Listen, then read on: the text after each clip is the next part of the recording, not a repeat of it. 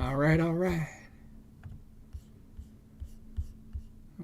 All right, Twitch is coming up. Nice. My volume is on. Nice. Work through all the stuff quick. Hopefully. YouTube is up. All right. Is the volume working all right, guys? Everything seemed to be flowing the way it should right now. All right. No idea. Nice to see you, buddy. Okay, I am back to a single chat today. Dan, nice to see you, buddy. Secret Squirrel. How's it going? Raptor Claw. Nice. Deja Vu caught her right on. All right. Hey, all right. Twitch is coming online too. Great gosh. How would I say that? A green one, maybe? Yeah, okay, green one. All right, how's it going? Roscoe, buddy. Nice to see you. I'm going to let you guys know now. I'll mention it again in a minute once everybody shows up. JP sent a message and said send some love, but he's probably not going to make it today. Maybe toward the end if we hang around long enough, but yeah. Hey, Duncan. Hey, Dennis. Nice to see you, buddy. Matt Man. Yo, yo, yo. Love it. Love it. Carl, nice to see you, buddy. All right. I'm all wound up for today. I'm super excited.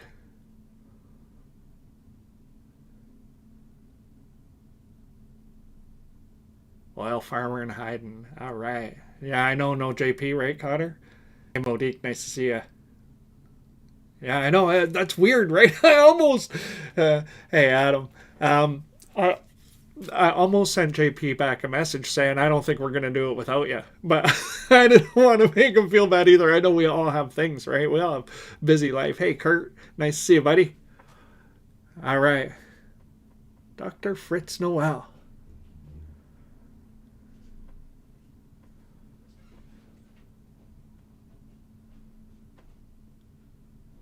Rob, nice to see you, buddy. Ray. Jumping in. All right, Ray. All right, what a fun bunch.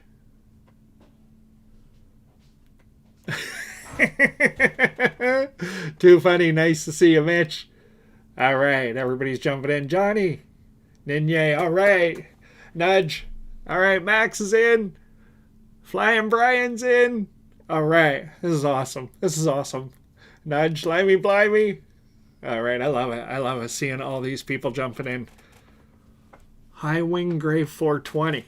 Nice. Yesterday I had amalgamated chat together in one view. We're back to separated view again today. I bet you're feeling a bit grumpy today, Cotter. No doubt, man. No doubt. Have I tried the Dr. Dabber Go?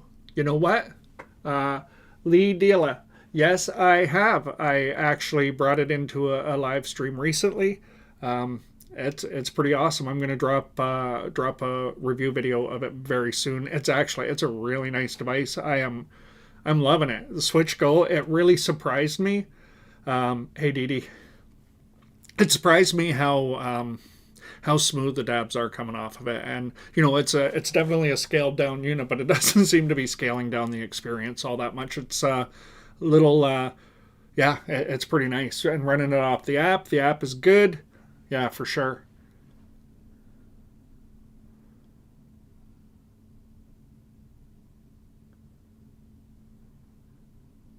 Nice. All right.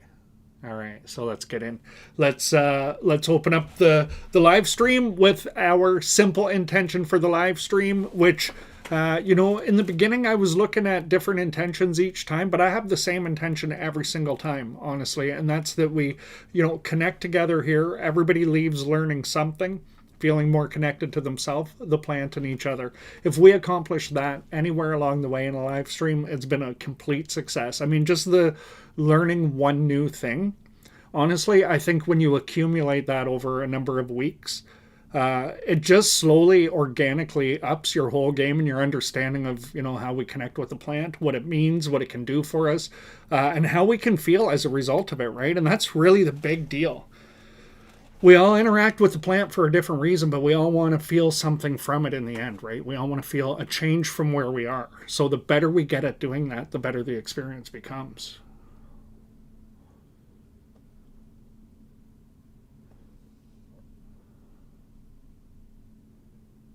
Okay, that's a good one. Okay, Ray Orsini, I'm just reading it. Okay, so Ray's put this to the chat. Fam, I need a ball vape recommendation. I have the Ruby Twist Pro, looking for something with a wireless handle that can also do bangers. Price isn't a concern, looking for quality, bells, and whistles. All right, I would love to see, really, Cotter, thanks for saying that. The Friday leg is back, eh? Ah, bummer. That's so bizarre. I wonder why that's happening. Oh, no. That's. Man, I worked hard to get rid of that lag for a long time there. Volume, nice to see you, buddy. I don't see a lag. Toklahoma, I love it. Bubba Gup. All right, well, you know what? I don't know what to do with the lag on the Friday, honestly. I think some people are probably feeling it and some aren't. Okay. Okay, thanks, Roscoe. Appreciate that. No lag, no lag. Yeah, see, it might just be too many euros in the chat. That's hilarious. You know what? It might just be individual service providers. It could be that because I really worked hard to get rid of that, and yeah, I don't know. Okay, so a number of people are saying no lag. Okay, no lag for Mrs. TTB. Okay, so Cotter, I guess it's it's a special present for you today, along with maybe a couple of others. I don't know why that happens, eh? I mean, how are we not? How have we figured out the internet yet? I think we can all agree it's going to stick around. I think it's kind of a permanent part of life. So how we can't get a signal to go is bizarre. All right, well, you know what we're gonna do then, Cotter? Let's just have a Roscoe. Exactly, right? Secret Squirrel was right on it. Let's just have a Roscoe, and if it lags while we're having a Roscoe, well, we'll feel better afterwards anyway, right? So let's go. All right, what are you guys gonna vape today? I blended up a 4-way blend for the live stream last night. I didn't finish it all. And it hit me, oh, okay, thanks, Z06 Dave. Nice to see you too, by the way. Yeah, it had such a fun effect, I decided I wasn't going to mess around with it. Awesome, thanks. I wasn't going to mess around with the blend, I would just carry on with it today. So I have Acapulco Gold, Vietnamese Black, Sour Diesel, and Red Congo. The Sour Diesel and the Red Congo are decarbed, and the Acapulco Gold and the Vietnamese Black are fresh flower, so it's a 4-way blend, and it hits me silly. That's kind of the way I guess it hits me. You're so funny, no idea. It's the alien overlords targeting stoners just to annoy them. Yeah, probably. But I think we're probably, of all groups that there's a point to annoy, I don't know if stoners is really it. Is it like, I think we're all so chill, we just go, oh, is it lagging? All right, let's have a Roscoe. Then we can just move on, right? That's too funny. All right, I am using the Musa 3000 today. Grape ape mixed with watermelon gas. Nice. Vaping on lemon heads. All right, drop it in the chat, guys. What are we hitting? Straight Bruce Banner DD. Nice. I haven't had some straight Bruce Banner in a while. I think it's been about 6 months since I had any Bruce Banner at all. Gorilla Glue, Gassy Smalls, Meta Special, and Funky 11 today. That's a good blend, Cotter. Grease Monkey, Rainbow Chips. I'm seeing more and more people are starting to blend strains too, or talking about blending strains. I don't know. Maybe it's been happening all along for everybody, but there seems to be more conversation about it. Hatchet, nice to see you. Hitting some permanent marker and some Girl Scout. Oh, yeah. Rose Gold Runs. Live resin. Nice. Holy Bananas. Solid and Mac 1. Oh, Black Afghan Hash. Nice Python. Oh, yeah. You guys got some great blends going on.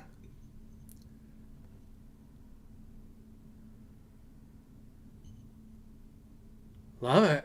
Love it. You guys got it going on. All right, let's rip one. So I'm on the Musa 3000 today. I was actually 20 minutes before the live stream. Okay, we got Amnesia, Super Boof, Hash Flower Burn, OG Concentrate. Nice. Holy smokes. Okay. All right. Well, let's get this first one in. Cheers.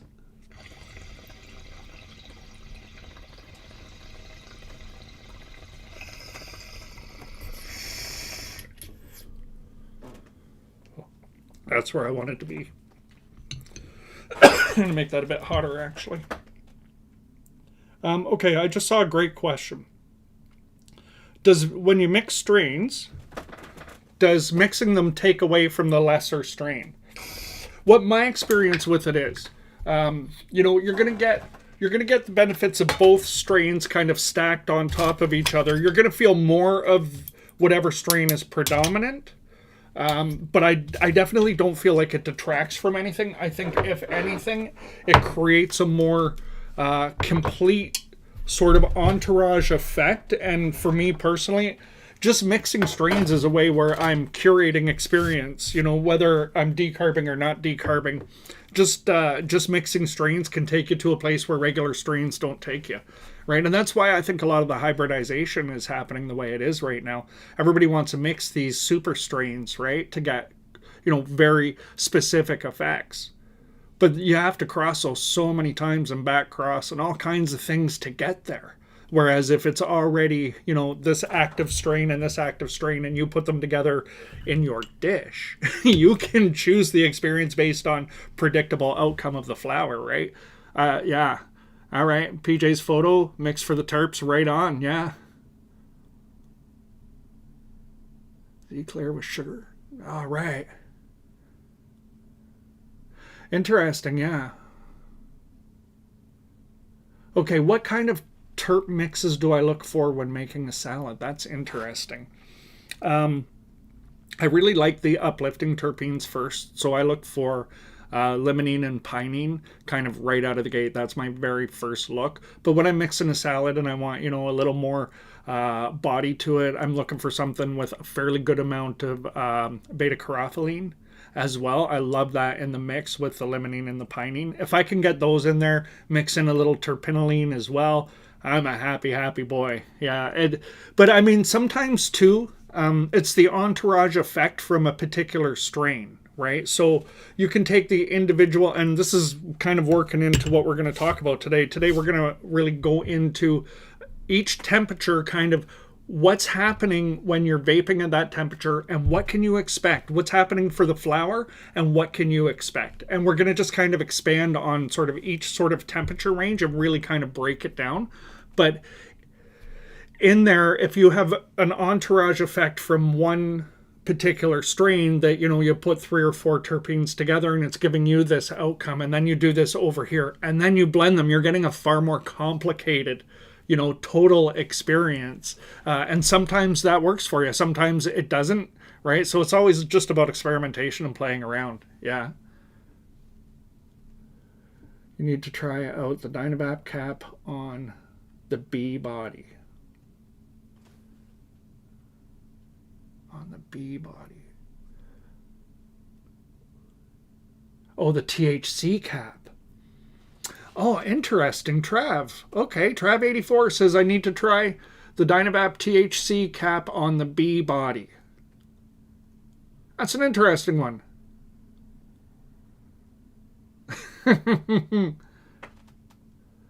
Okay, Nudge, will I do IO Hornet review? You know what?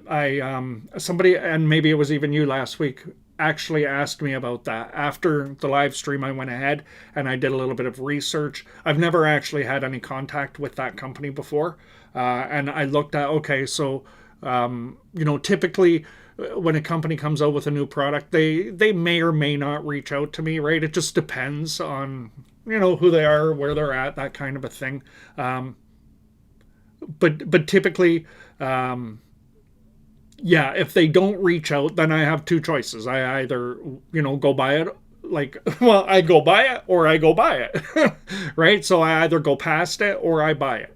So I thought about it and I thought, maybe I'll look at purchasing this one so that I could review it. And then I realized it says right on the website you can't get it in Canada from them. So then I have to go to a third party retailer to ship it into Canada.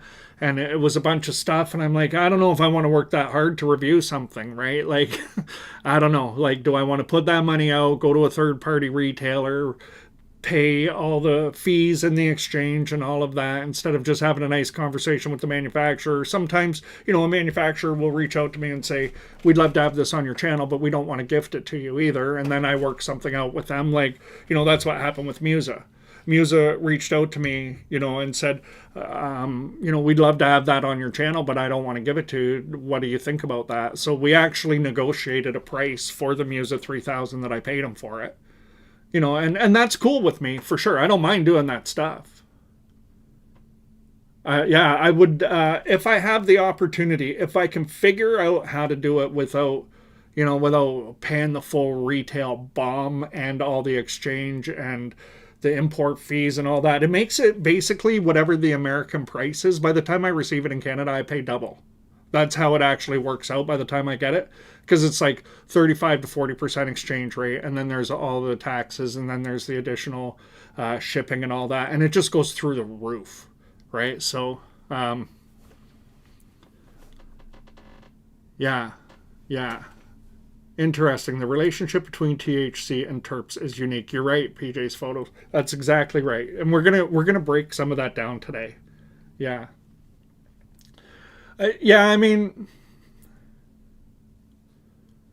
all right. You know what, Nudge? I'll give them a message for sure. But they said very specifically on their website they will not ship to Canada, so I didn't bother. But you know what? Every now and then, when somebody says something like that, it becomes a trigger for me to go, you know what? If this has happened more than once, maybe there's a reason this is happening. And instead of pushing it away or whatever, I'll follow the thread for a second. That's the way I do everything. If I get, just kind of pulled in a direction where I'm like, all right, why not? Then I'll just follow the thread. And if it works out for me, then great. And if it doesn't work out, then I just let it go and I move on to the next thread. So yeah, I'll pull on that thread. Aaron, all right, Roscoe time. Let's do it. Yeah.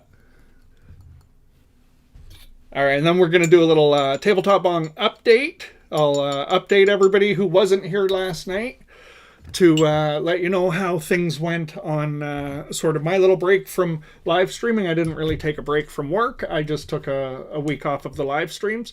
All right, let's go. All right, Secret Squirrel, you got the counter going? All right, cheers.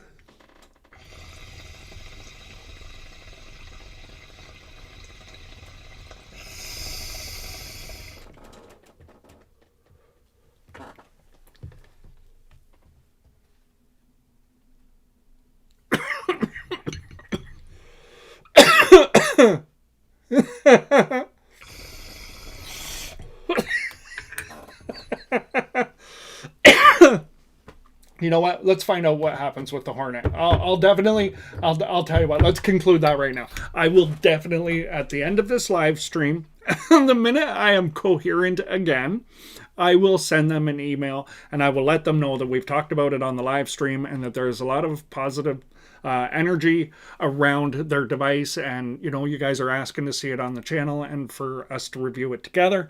And we'll just see what happens, right? Why not? You never know. I've looked at it. It's an interesting concept for sure. It's an interesting concept. So, yeah. All right, catch up, man. Catch up, Ray. The TIDOW Mini will arrive soon. Any tips? All right. Cool, Frank. Well, I'll tell you what. You got the wired edition, eh? Okay, I just got in a couple of devices from B2C Vape, a couple of different TIDOWs.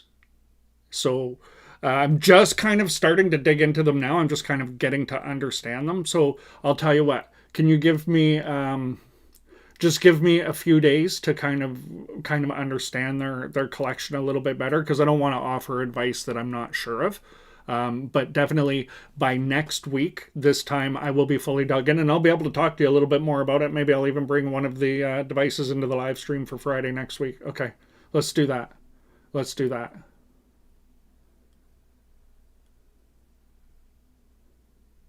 Interesting.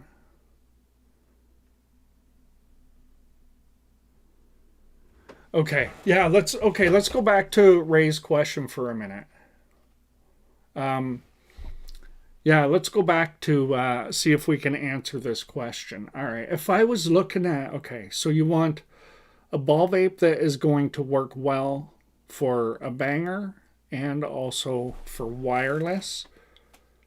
I mean, most of the wireless ball vapes all run a 25 millimeter coil system. So with that being said, thanks, man. Oh, hey, Ken. Um, if you pick up a ball vape that is wireless and it's running a 25 millimeter coil, sorry, I gotta get back on task here. You can just basically add any standard 24, 25 millimeter banger to it. And you're going to be all set, right? Like you don't have to necessarily look at it being a full kit that you buy. You can get the banger separately with a cap and add it to the kit so that you're not limiting what you look at, right? And that puts you open to basically any 25 millimeter wireless ball vape that runs off of an e-nail system.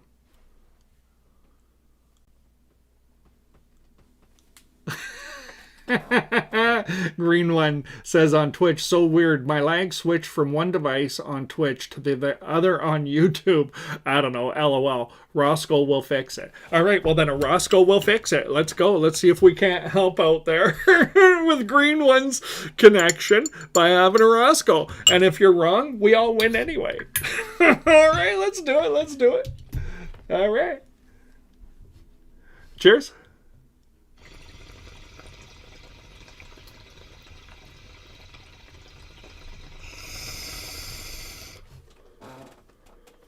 Is the Ace still available?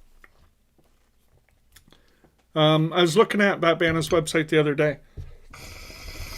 It looks like some things might be changing or something, or some things were on clearance, some things weren't. I wasn't really sure. I can't remember where the Ace fell in that. Hey, no Phasey. Hey, Troy. Yeah, you know what? Universal Baller's a good choice. For 25 mil wireless ball vape. There are so many good options, right? Wireless one hit wonder has made a lot of people happy. And it might not be the fanciest kit, but it's definitely done a lot for a lot of people. The fact that you have the diffuser side and the injector side, and all the stuff that's available for it too, makes it kind of a cool choice too, right?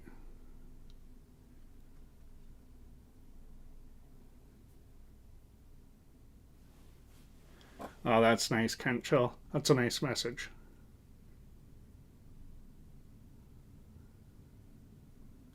Should I get a Riser Extreme Q2 or a Classic Volcano?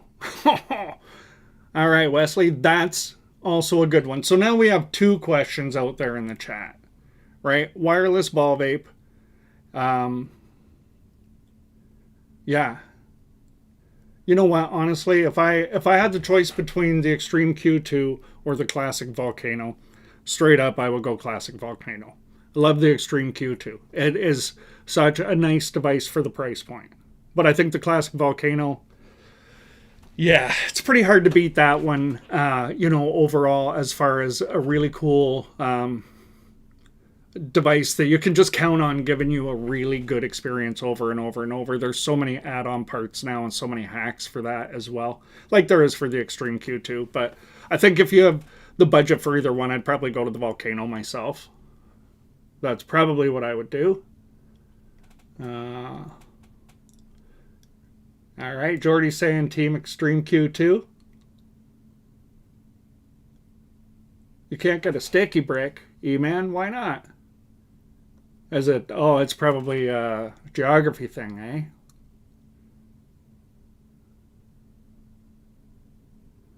Yeah, see, no facey. That's a good point there, right? Wireless one-hit wonder.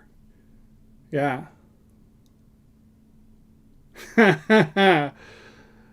Yeah, see, this is the thing, right? It depends on what you're looking for out of it as well. So for me personally, when I'm using a wireless ball vape, I want to be able to heat the bowl.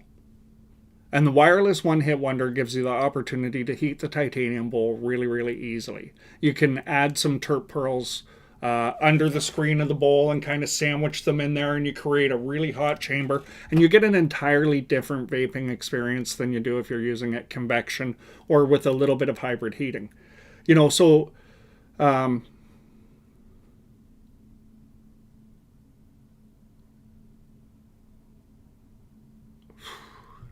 all right, I'm not going to speak to that one.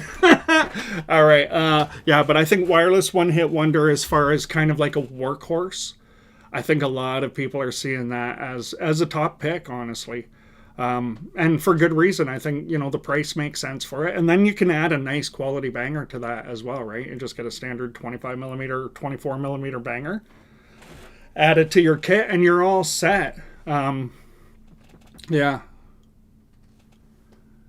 Yeah, I mean,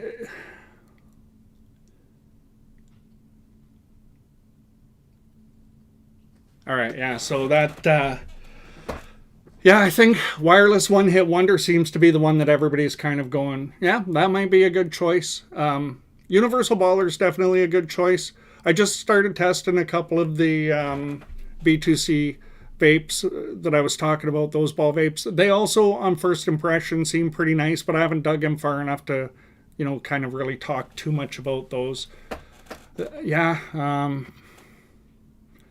Chroma Shop also has some pretty interesting stuff, and the way they do wireless is a little bit different. Oh, you know what? But that won't work for the banger, so forget that.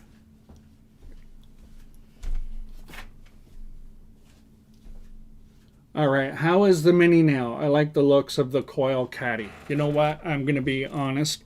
Great gosh, I have never, ever used a mini nail. I just have never used one, so I don't really know what I can say about it. I would say, let's put that one in the chat as well and see who can chime in on that. I know there's definitely some people with the mini nail. If there's anybody out there in the chat that has the mini nail with the coil caddy, can you answer this one, please? Because I just can't. How is it? Is it worth it? Yeah, Great Gosh on Twitch is asking that one. Man, lots of people jumping in today. I haven't said hi to everybody. If I've missed you along the way, sorry about that. It's moving pretty quick today. That's awesome. Awesome. All right, so let's get in and let's talk about, I wanted to bring you guys who I didn't show what I've done for an update with the Locked Pearl. I wanted to show you what I've done with that. So I was playing around. I was trying to create a new 18 millimeter injector that would give me a little more thermal mass in a bit of a different way, as opposed to, having the two beads in here like we are with the 2x6. What I wanted to do, my goal, was to increase and double it, but go in a different format, close up this top a little bit, and create more of a heated chamber around these balls. And the concept works. It works really well. But what ends up happening, I don't know if we can pick it up on camera. See the crack? There's a crack around this one. This is what ends up happening with these injectors. 1 in 5 roughly, after, a number of uses, just cracks. So I was like, all right. Well, after months of playing around with that, I'm going back to the drawing board and I'm going to change it around. But the key was the thermal mass, and I wanted it to heat differently because I wanted to get I wanted to be able to approach it with a smaller torch. Like, I didn't want every time this to be what you had to grab, right? Where I wanted, something maybe a little smaller, a little more manageable to be the answer. So I went and I made a change. And I went to a 14 millimeter injector and I stacked the 4 6 millimeter beads in there. Close the top up just slightly, not a whole lot though. I'm not trying to close the top up a whole lot because The reason I wanted to close the top up was to create a heated chamber at the top of the injector. The idea being we can use a smaller torch and we won't get any scorching on the top of the flower if we just kind of slow the approach down a little bit and we don't throw this ton of heat at it. Because I think what's happening for a lot of people, they're throwing a ton of heat into the locked pearl because it can accept it, pushing it too far and scorching the top of the flower on draw 4, 5, 6. Right? Whereas we should be done by the end of draw 3. But this is going to give us more thermal buffer, and I'll show you how it works, how easy it is, and I'll tell you what I've decided to do. There are a number of people out there, and I know there's a number of people from this, from the European crowd that have the original tabletop lock pearl fireside, right? So now I'm going to make a full change to it, okay? And this is what I'm going to turn it into. So if you've bought the original fireside from me, when you place another order at tabletopvase.com, if you let me know you're doing that, I will look at your past orders. I will see what you purchased as far as the fireside injector is concerned, and I'll send you the new version free of charge. I just need you to place an order so that it gets worked into what's being shipped to you, instead of me, taking a loss to send a replacement. Right, I'm happy to give you the new version and appreciate those people who were early adopters on the product, right? And that's the thing with being an early adopter. Sometimes the product changes, and it changes quickly because a new development comes up once people get their hands on it. Well, I decided to change it, so I'm going to honor that, and I'm going to just replace it for anybody who places an order who's already bought one. I'll just throw it in, throw it into your kit for you. So all I'm going to do, I'm just going to prime the glass while it's completely cold. And you've got to get a little bit of heat into these beads to get it to work. So all I want to do is I just want to use this single flame, and I'm just going to heat the glass until I get a really good orange glow on the contact point. Kind of like we're doing now. And then I'm going to heat, when I heat it, I'm going to heat it like this, right at the very, very top of that injector. Some of the flame is going to shoot over the top, and we're going to pull some of that heat down into these beads. So it becomes kind of like a hybrid style, but it becomes very quick and responsive this way. I'll show you what I mean.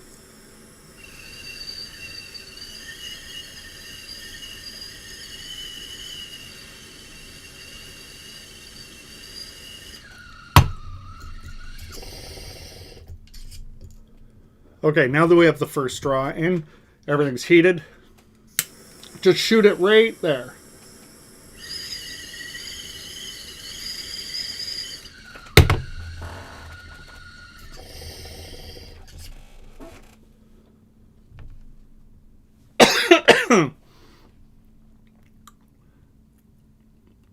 I'm just looking at Green One's comment here on Twitch about saving hundreds with going with the TIODW DIY kit. It's interesting. I haven't actually broken down and worked out how the pricing will break down. Yeah, that's an interesting statement. I don't know. Is it really that big of a difference? I'm going to have to definitely do the math.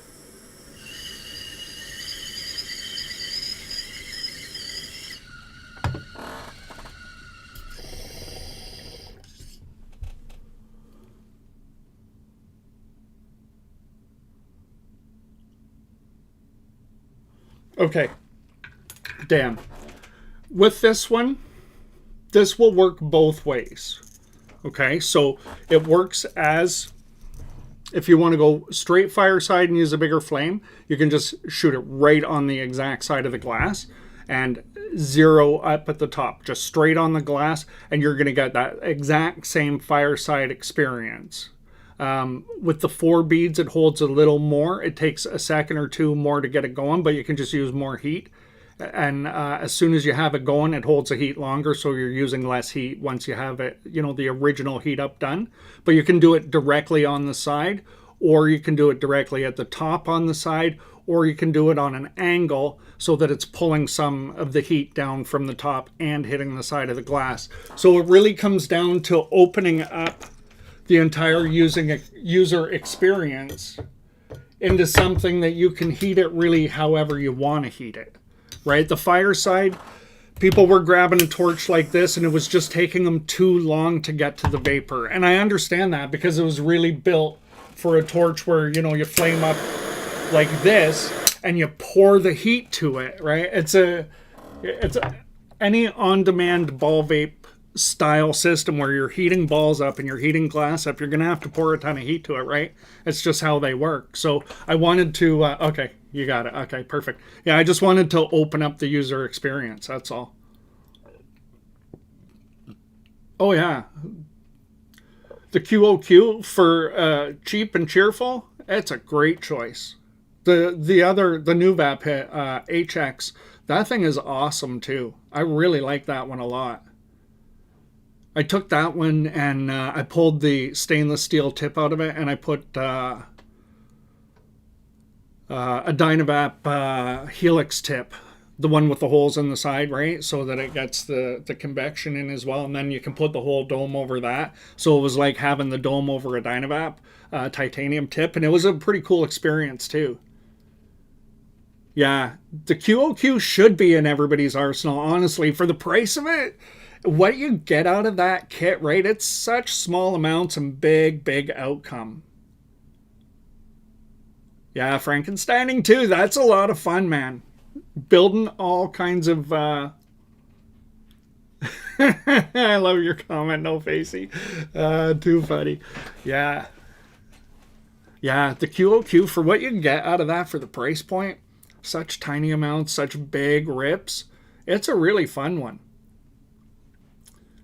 Oh, that's okay, Ray. You're torn between the QOQ, Dynavap, and Tempest 2. Let me just ask one simple question. Is it going to be more of a daily driver? If it's going to be a daily driver, just go right to the Tempest 2, and you're going to be as happy as you can imagine with that one.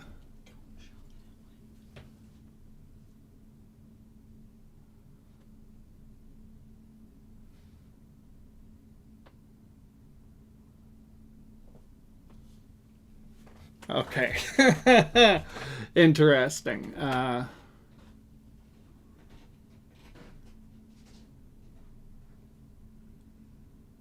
Thank you for that statement, Roscoe. Honestly, I think, too, if you understand the locked pearl and you learn how to use it, especially the 2x6, it's such a simple thing to use once you get used to it. The extraction with the 2x6 is so efficient and so fast. If you don't push it too far, you know, if you don't take too many draws because it's so smooth when you hit it, you know, for the price that I'm trying to keep this thing at, the whole point was, you know, under $100 to have a real heavy hitter that could mix it up. And I think this goes into the same conversation with the QOQ and all the other ones. Honestly, you know, I thought maybe we should have a 2x6 Ruby. I don't want to go with too big of a flame. That's a nice thing with this as well, right? When you're putting the flame into the injector, you really get a very instant response once you have some heat into the balls. Cheers.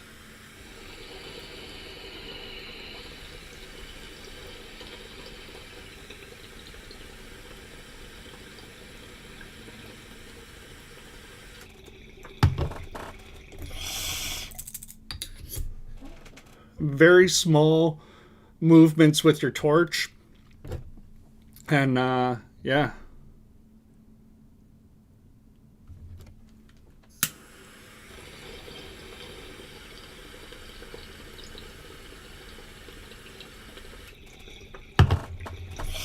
And when you learn your distance and your timing with the 2x6, it can be one of the absolute hardest hitters.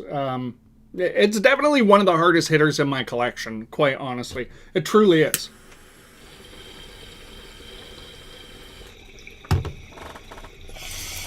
Okay, so let's answer this question.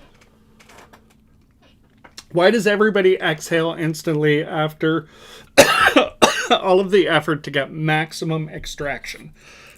That's a good question. I actually did some scientific research into the whole, how long should you hold it in, right? Hold it in your lungs before you exhale to maximize every possible bit of the effect you can get. So scientifically, what I've come up with is the answer is about 3 seconds. 3 seconds, if you hold it in for 3 seconds, you're going to sort of max out on absorption by that point. But, so, when people smoke, right, you have a limit of how much you can take in before you're absolutely ready to choke your brains out. So that's not very often a full lungful, right, when you're smoking. So to hold it in for 3 seconds when you're smoking, it's like nothing. You don't even think about it, you just, right, and it's totally normal. When you're vaping, now we can fill our lungs right to what feels like to the tips of our toes by doing these massive, massive inhales.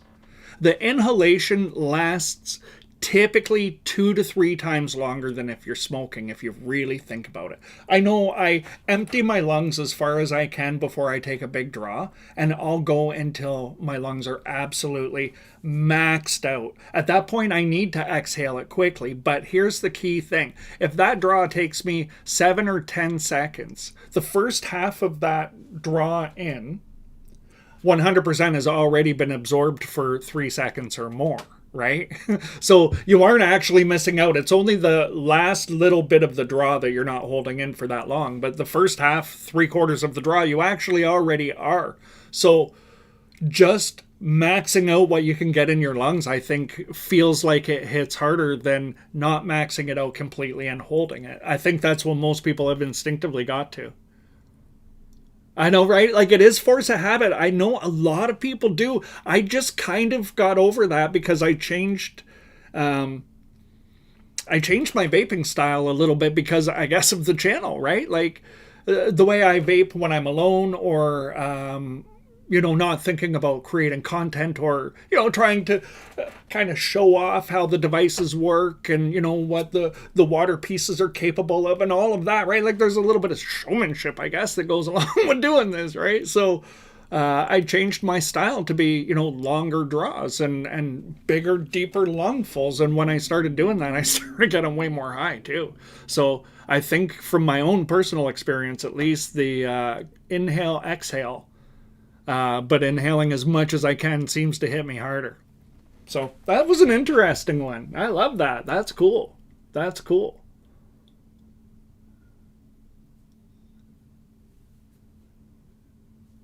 It's an interesting, I love this too. I love having a crew of people like this where we all love these details so much. There are so many people in my life that have been like, oh my God, how can you think about all of these details and enjoy it so much? But just thinking about an inhalation, I have spent more time thinking about inhaling, how long you inhale for, what happens when you inhale, different inhaling techniques, right? Direct to lung, mouth to lung, hybrid, where you kind of do mouth to lung and then direct to lung. Like, all this, I take it apart to this crazy degree. So I love that people enjoy this conversation too. Yeah, getting more high hasn't seemed to be an issue. That's right. These, and let's face it, these amazing devices that keep getting put in front of us, right?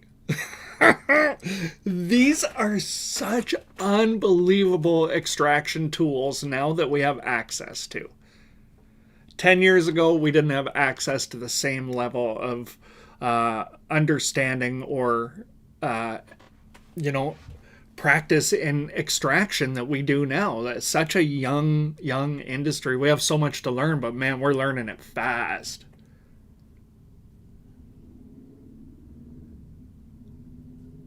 That's a great comment, Dee Dee. Thank you. So it says it must have been satisfying hitting on something you've invented and developed. And when it actually works too, big smiles all the way around. You know what, Dee Dee? Let me, part of my TableTop Bong update today was actually, I'm going to tell you guys, I mentioned this yesterday on the live stream. I can't talk too much about it.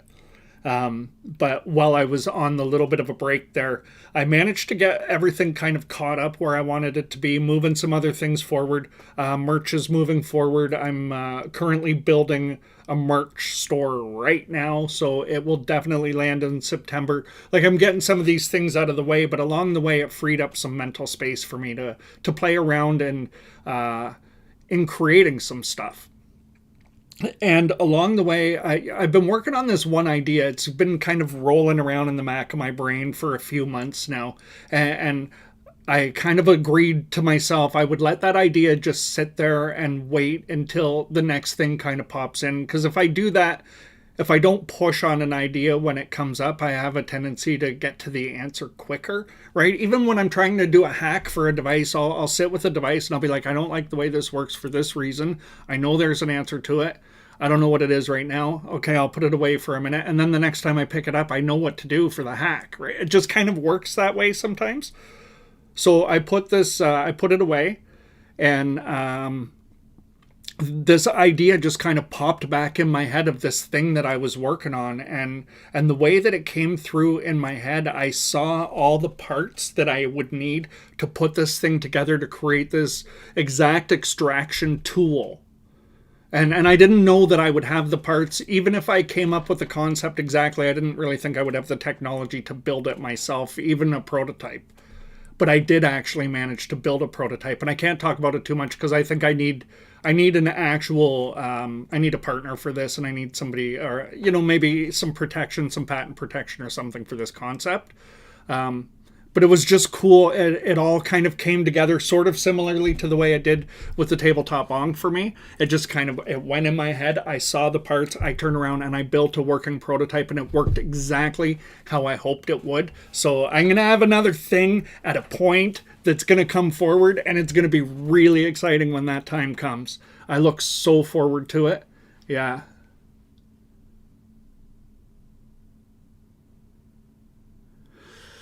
Yeah, YouTube did another update this month. They keep updating behind the scenes, right? And it's crazy. It's crazy how it all works. But here's what I do know.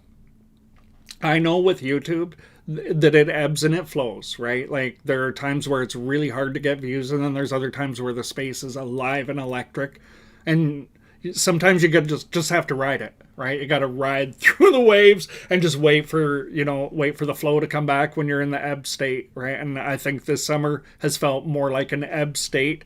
I'm so grateful for the live streams because it's put so much energy around the channel, and in the space for us where we're hanging out and having these cool conversations. So yeah, hey Paulo, nice to see you, buddy. um yeah, you know what, Kent Chill Nature, that's 100% true. You have been asking for hats for like 4 years for sure. So yeah, definitely September the store will go live, and it's going to be local fulfillment. And that was the thing that I wanted to do. I was having a hard time with integrating it into my e-commerce store. GoDaddy's a bit archaic, and that's who I'm using. So I'm building, actually I'm just going to build a merch store within the Printify website and link it to my website, so it'll just take you right to my personal store on the Printify website, and then it'll be all local fulfillment. And that keeps the cost down as low as possible too, right? And I'm not looking to try and make a whole bunch of money off of merch or anything like that. I mean, it's a fun energy, right? So I'm super excited about it. But that'll definitely hit in September. That'll hit in September.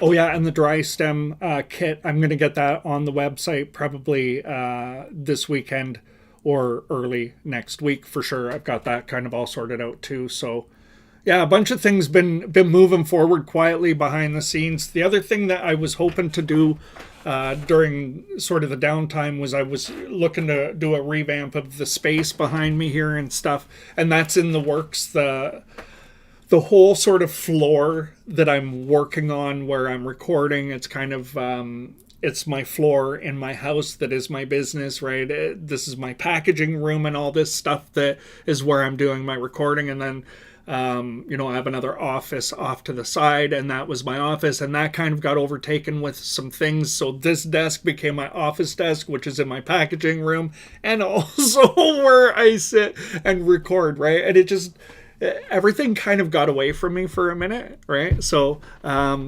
I've been doing this big clean sweep all the way around this exact space, so that when I do this change, everything changes for me. So hopefully another week or so, and I'm going to get the space kind of cleaned up here too. But everything around it's already happened, so it already feels like a different energy.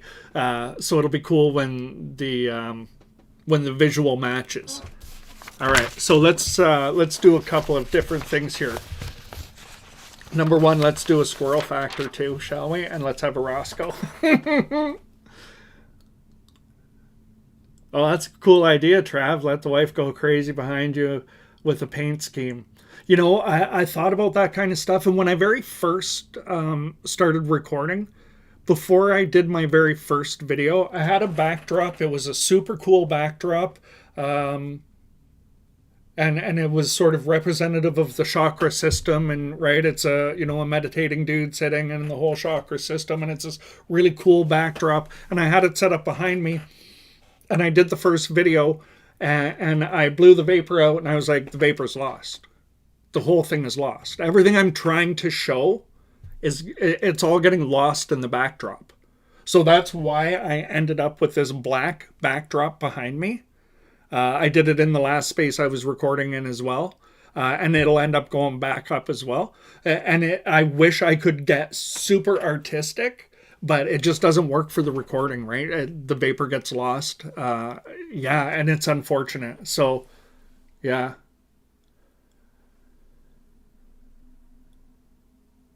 All right. I see the word Roscoe there, so let's go. Let's have a Roscoe, and let's have a squirrel fact.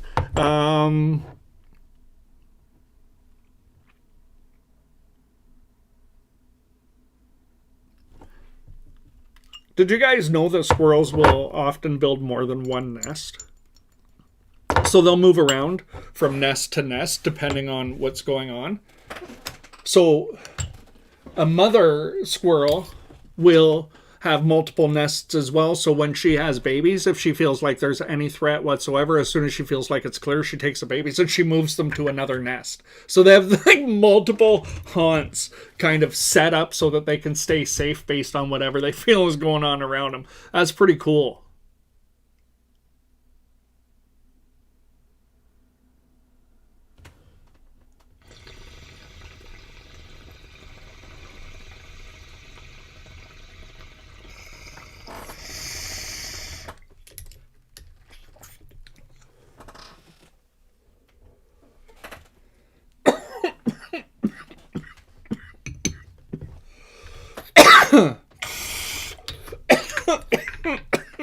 Ooh, that one hit. That one did exactly what I wanted it to do. I had more squirrel facts. Those ones weren't the ones I wanted. This was the one I wanted. Oh, this side.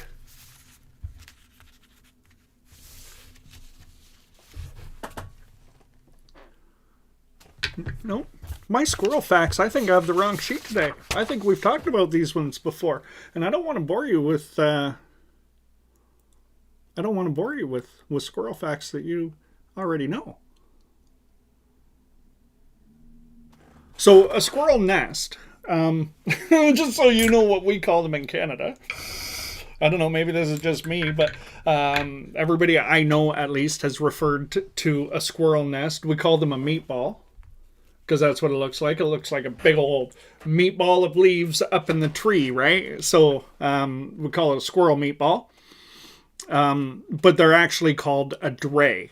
And a dray often has a woven outer shell and a softer insulated inner chamber. So not only are squirrels brilliant, but they're great architects too. What an interesting thing to consider, right? Like they think about how the outside will work, how comfy the inside will be. Animals are brilliant with that stuff. Birds too, right? Watching a bird build a nest. If you ever, and this is something that maybe is a stoner thing. If you've ever just gotten really high in the springtime and sat and watched a bird fly down, pick up a piece of something, go and place it and build its nest, it's a wild thing to watch. It's cool. I love it so much. All right, let's talk about vaping temperatures. this is something I've been really looking forward to talking about, because I think there's a lot of misunderstanding around temperatures and what's happening. I want to just bring my piece of paper in a little bit closer so I can sort of read for a minute. I made a few points that I want to actually read to you sort of exactly as they're written. I think this is going to help. Okay. When it comes to how the effects work, right? We understand from conversations that it's terpenes and cannabinoids that kind of shape the experience, right? But when it comes to temperature, we talk about terpenes quite a bit. So let me just break this down for you. When it comes to temperature, we want to think about boiling points, right? And boiling points are landmarks. So terpenes don't suddenly turn on at an exact temperature inside flower. That's not really how it works. They evaporate progressively. Airflow, moisture, grind, draw speed, device design, and session length, they all affect what you will feel and what you'll taste.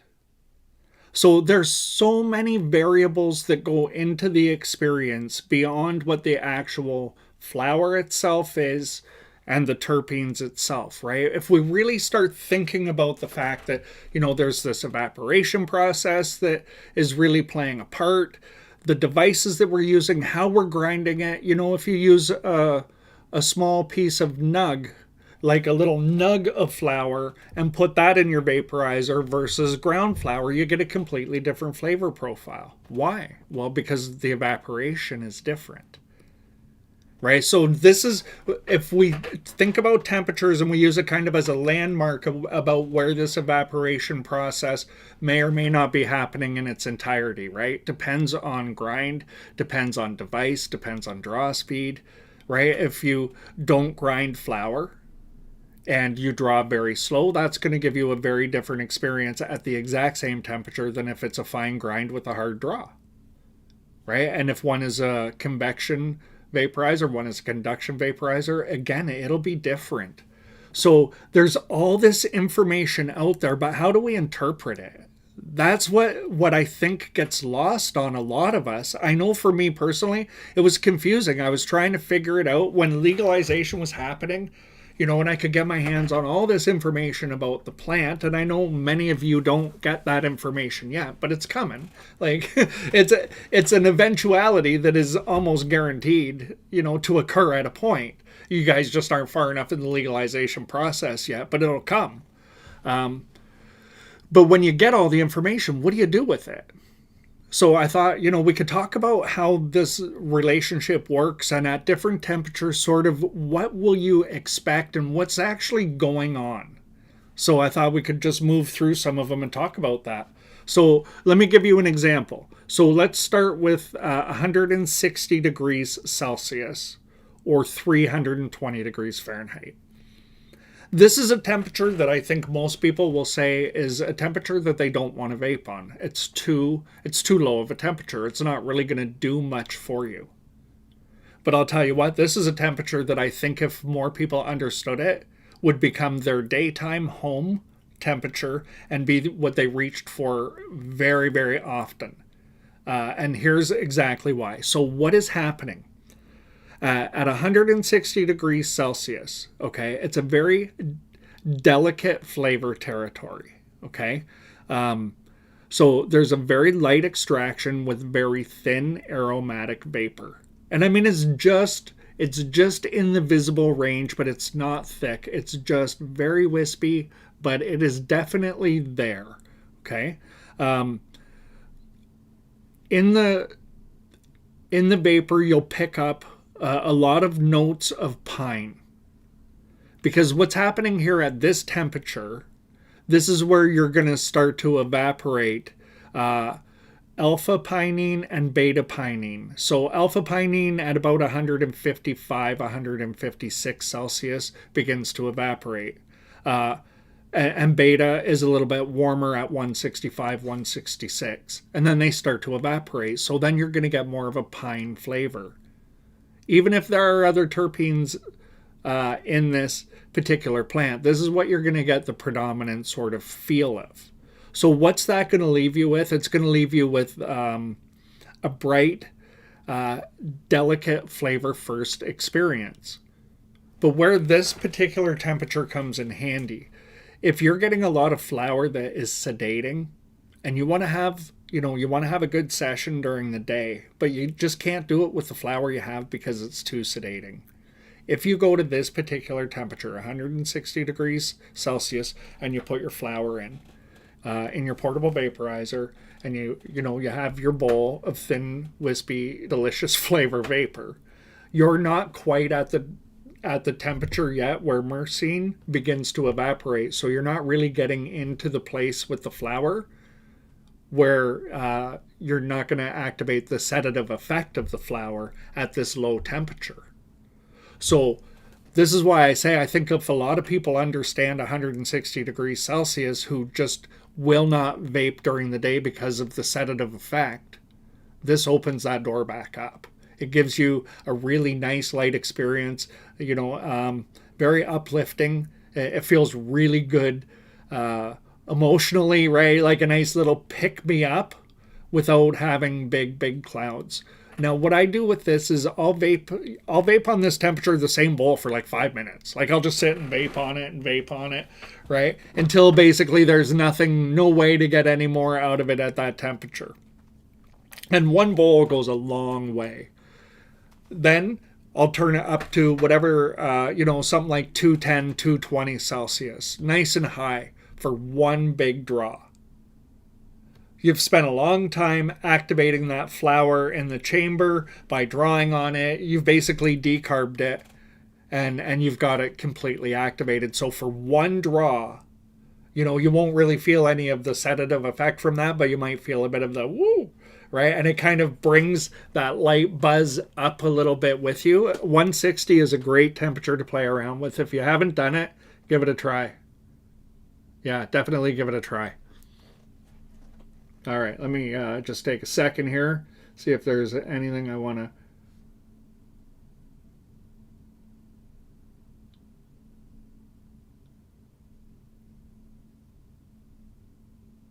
All right.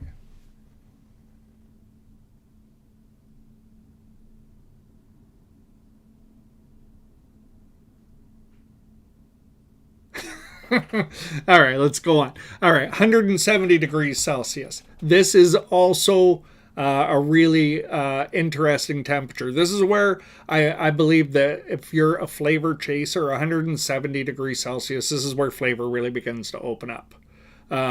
Vapor becomes more noticeable without getting too heavy. Now, this is where you're beginning to evaporate the myrcene. Myrcene is the terpene that will give you more of that sedative effect.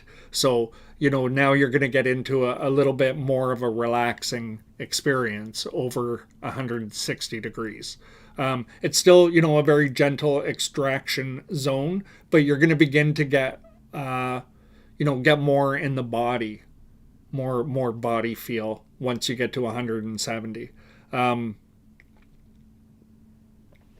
You're still have good potential to have a nice clear-headed sort of clear-headed body style experience, right? With the nice relaxation without too deep of sedation at this point. So 170, for a flavor chaser is where I would begin. If you're saying, I want I want to get as much flavor as possible, so I'm going to temp step this. 170 is, in my opinion, the starting point.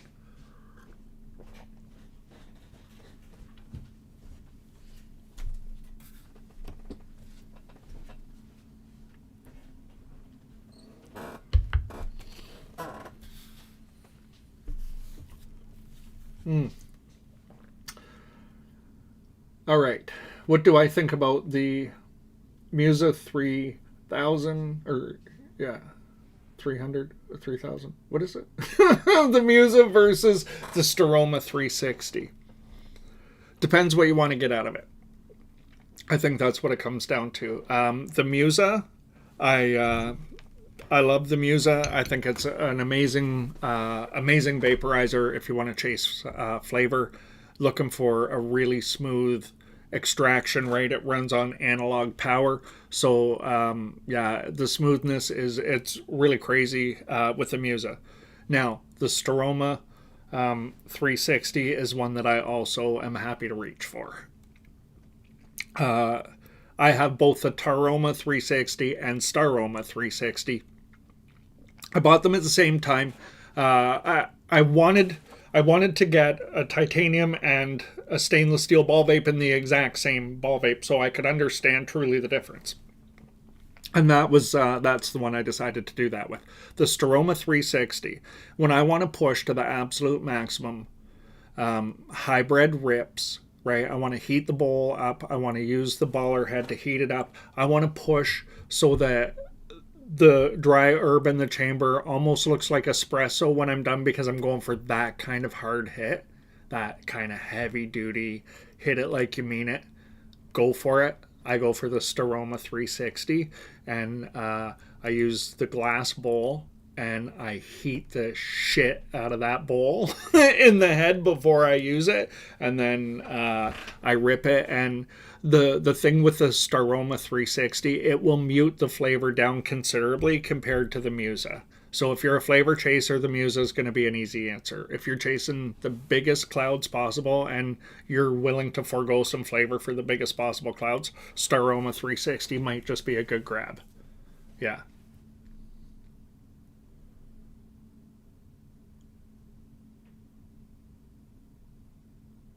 Does somebody want to have a bowl? Am I missing something there? Let's have a bowl. Let's do it. Roscoe time. All right, let's have a Roscoe. Let's have a Roscoe. And then we'll talk about 180 degrees Celsius.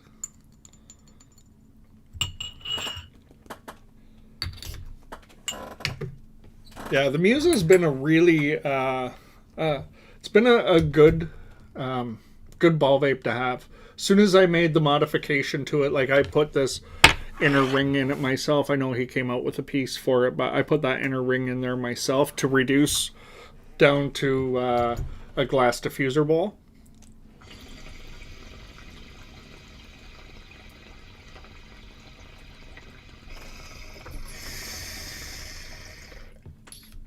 One, two, three.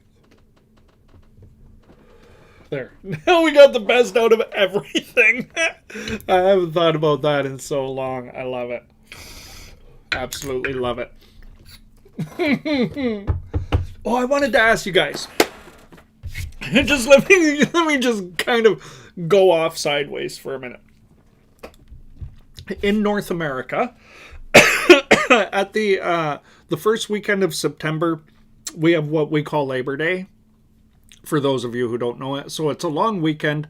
I think it originated something to do with, I don't know, a union holiday for the workers or something way back a long time ago in the early 1900s or something. But, it's a long weekend. But what it marks for us is it kind of marks the end of our traditional summer, and kids begin getting ready to go back to school, and they typically go back to school right at the end of that long weekend. That is, in most places, the trigger for sort of fall routines to begin. Now, I know it's not the same. I know it's not the same in Europe, right? I know you guys don't celebrate Labor Day like we do in North America. So what I wanted to do is I want you guys to drop in the chat. Is there something you have where you are in your country? If you could say what country you're in, and what is it that happens around the beginning or middle of September that marks the change of the season, that like kind of puts everybody back into the routine? Does that even happen in Europe the same way it does in North America? Because you can like kind of set your watch by certain things, right? And in North America, as soon as Labor Day weekend happens, which is first weekend of September, kids go back to school after that, predictably within at least a week or two of that period of time, if not immediately. Then everybody just settles into a fall routine, and it's like fall winter routine begins. Like it's just, it doesn't matter what's happening with the weather. That's what the calendar or that's what's happening. So I'm wondering, is that happening in different places in Europe? Do you have a standardized kind of thing going on? I just thought it might be an interesting question to put out there to see if what happens. Like, what do you guys have a marker like we do that just says, okay, hunker in, get ready for fall, and slow your routine down, don't go out as much, watch more TV, eat more treats, and get high more often. Like, it just seems to be what happens as soon as September happens. Yeah. All right, Paulo, we're going to have a Roscoe for you right now. We just had one, but we're having another one right now. This one's for Paulo, bouncing in and out of work and checking in on us. That is an awesome community member, right? So this one's for you, buddy. This one's for you. Let's do it. Big old Roscoe. Cheers.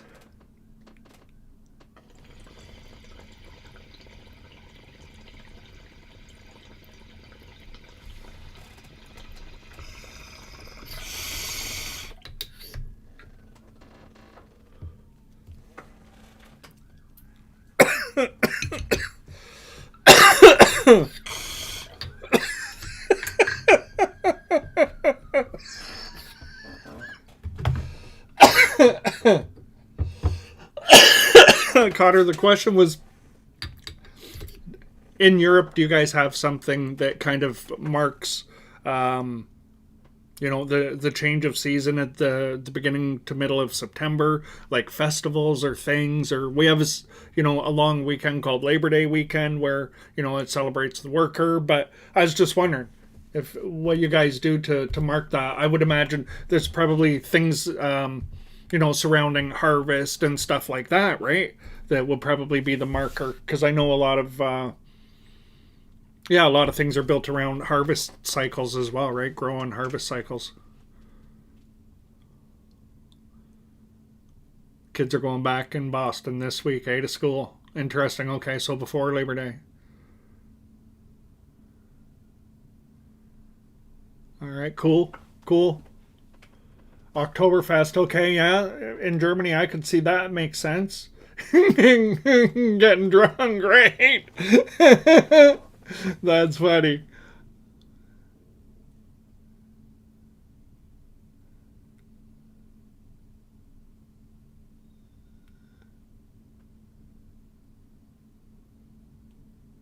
Oh, interesting. Okay, so in Mediterranean, the sea swimming season is over, the drought is done, and the rain comes back. Okay, so that's a weather change that marks the changes. Interesting. All right, interesting. No, this is cool. Like, it's just, it is really like we are so patterned and routined as humans here in North America around this sort of beginning of September and kids going back to school, and everything slows down. It's like as soon as school gets out at the end of June, right, the beginning of July, right in that last week of June, for the next 2 months, it's everybody just kind of half works and totally plays, and it's kind of everything is wide open. And then as soon as September, that long weekend happens, everything slows right back down and everybody gets serious again and goes back to their things. Yeah, it's just, yeah, USA has Labor Day, right? Yeah. Each state, yeah, each state is a little bit different, right? And even here too, when kids go back to school, it depends on the area that you live in. If you're in a highly agricultural area, sometimes the kids go back a little bit earlier, and then they take a longer break later in the fall for harvest, right? Instead of they get like a 2-week break toward the end of October for harvest time, right? So they go in earlier, and then they get that break, and then they come back. Like it's pretty cool though, eh? It's pretty cool.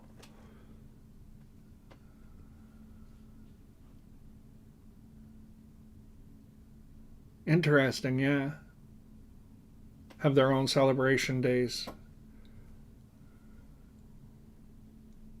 Right, but I mean, I think a lot of places have, like, we share these kinds of times where we have around the change of the calendar, right? Where we go from December 31st to January 1st. I think most countries have some kind of celebration around that time of year. You know, yeah, not everywhere, of course, but it's just interesting how these things kind of translate. And I figure since we're, this kind of global conversation right now, which is so cool, we can just ask these questions and see the differences, right?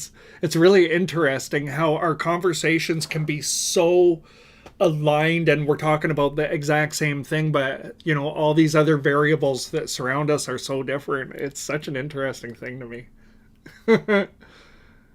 Chirping cicadas. Yeah, I love chirping cicadas. We have them on the go right now pretty good too. Yeah, that's cool. We should have another Roscoe, shouldn't we?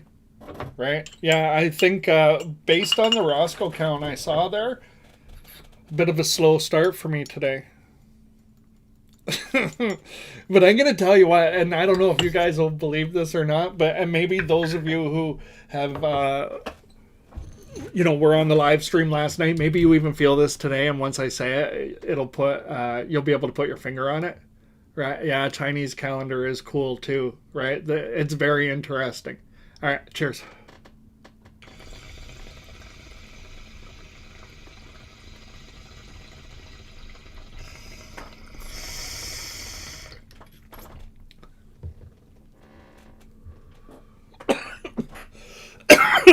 I wanted to remember to hold it in for 3 seconds and I forgot that fast.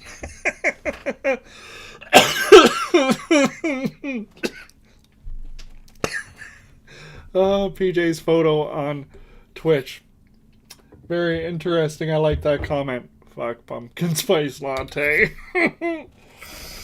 Yeah, there can be a little bit too much pumpkin spice latte pushed in North America in October. My goodness, yes.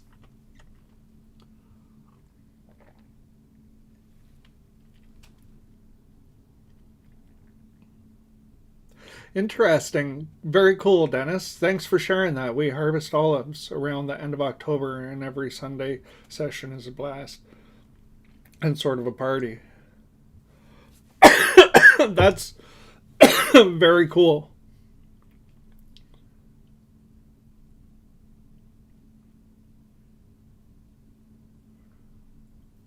Oh, Alt Tab 2193. Chroma Shop makes a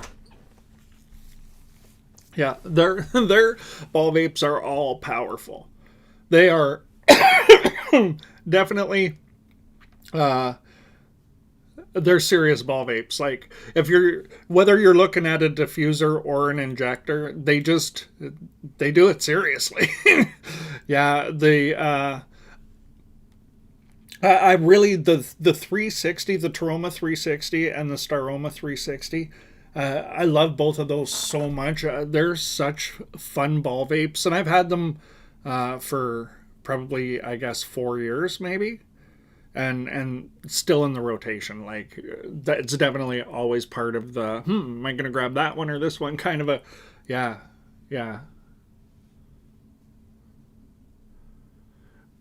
yeah. Yeah.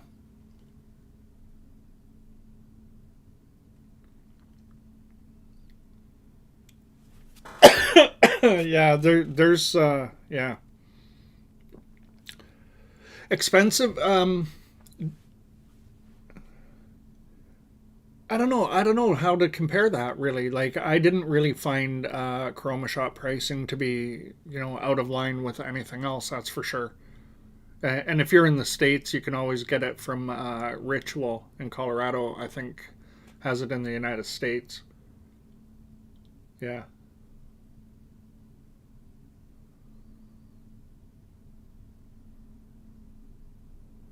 Interesting. Ball vapes are illegal in some countries. Yeah, that's wild. It's crazy what is allowed and what isn't allowed along the way, right? Like it's such differences. All right, you have the Staroma 360. Yeah, okay, you get it. Then. You know how hard that thing hits. And, so when I'm using that, when I'm pushing it up 490 degrees Fahrenheit is what I'm setting that at. So I'm right at the very top end of the spectrum of heat with that, and then heat soak in the bowl for, I just take the bowl and I put it right in. I put the head upside down like that in the dish, and then I put the bowl in it, and I let it sit like that for a good minute before I then put it in the bong, put the flour in, and put the top on, and then let it heat soak again. So the bowl is hot, hot, hot. Yeah.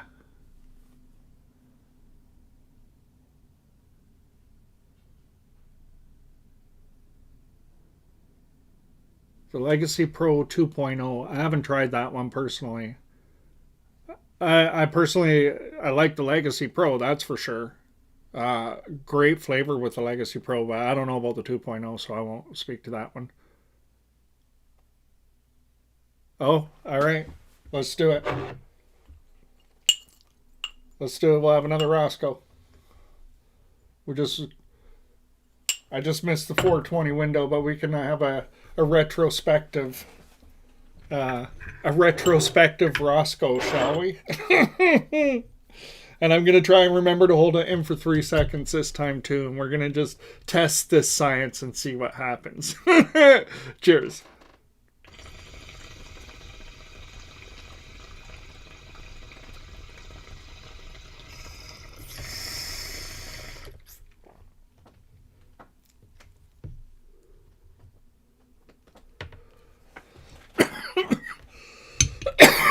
It can give a little more bite in the back of the throat when you hold it in for that 3 seconds, too.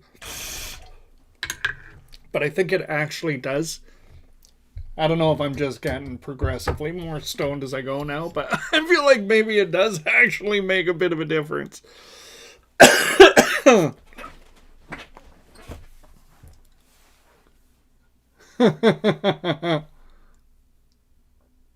I know, I'm in that spot. Yeah. I definitely am.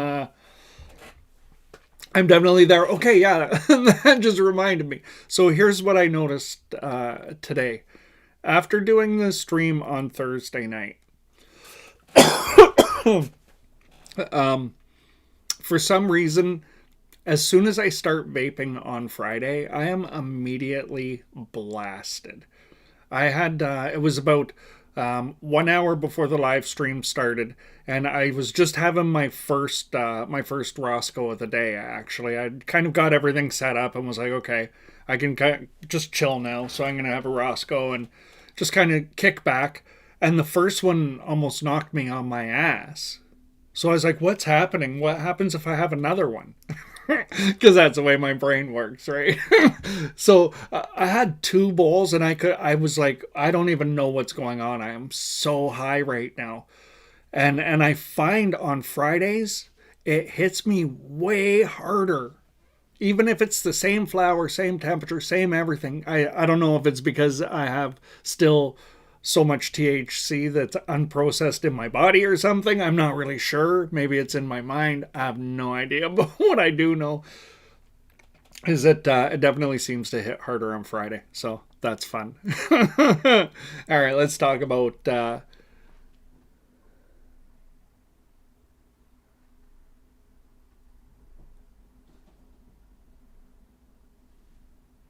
Oh, I'll tell you what. Okay, Fo20Yo says, "How is it when you're having a sesh or three or four with your buddies on a Friday or Saturday night?" Well, this is what's going to happen, and PJ's photos saying it too on Twitch. Tonight, as a matter of fact, here's what will happen. Mrs. TTB is going to leave in about a half an hour or so, sort of right around the end of the live stream, to go over to our friend's house, and she'll have dinner and hang out there. And I'll kind of try and get my brain back and get my feet back on the ground, take care of a couple of things. But then I'm going to go over to where she is and join my friends and hang out for a while this evening. And I will definitely have another good session while I'm there. And it will 100% hit me even harder. So I'm thinking it must be an accumulation or something. It's gotta be. I don't know. Right? Like, yeah.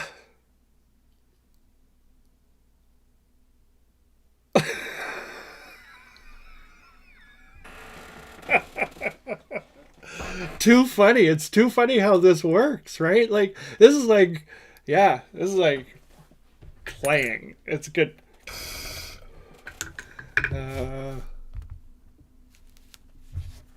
All right. 180 degrees. Let's talk about this for a minute. All right, now I'm back on track. Oh my goodness. Oh my goodness. This is what happens, right? Okay, 180 degrees. And I don't know if you've noticed this, but quite often when you get a new vaporizer and it's set at a default temperature, it's either set at one of two temperatures: 180 degrees Celsius or 420 degrees Fahrenheit, right? The 420 is self-explanatory. But I think what a lot of vaporizer manufacturers hope is that when you, in fact, pick up the device for the first time, if you use it on the setting that is standard that it comes with, you're going to get a balanced experience. And that's what 180 degrees Celsius really does represent. It's kind of the balanced sweet spot. So what's going on here? This is what I would call probably the classic middle zone for a lot of people. This 180, 185 was, for a long time, that was kind of my home. My home's probably all over the place now. I don't really have one specific temperature. I have temperatures for different times of day or different purposes, but 180, if I really want to test something, 180 is where I'm going to begin if I'm testing a portable vaporizer, for instance. I love it. No idea. This is so awesome. Okay, bank holiday Monday in the UK. Okay, so yeah, that kind of matches up with our Labor Day. Yeah, interesting. Okay, so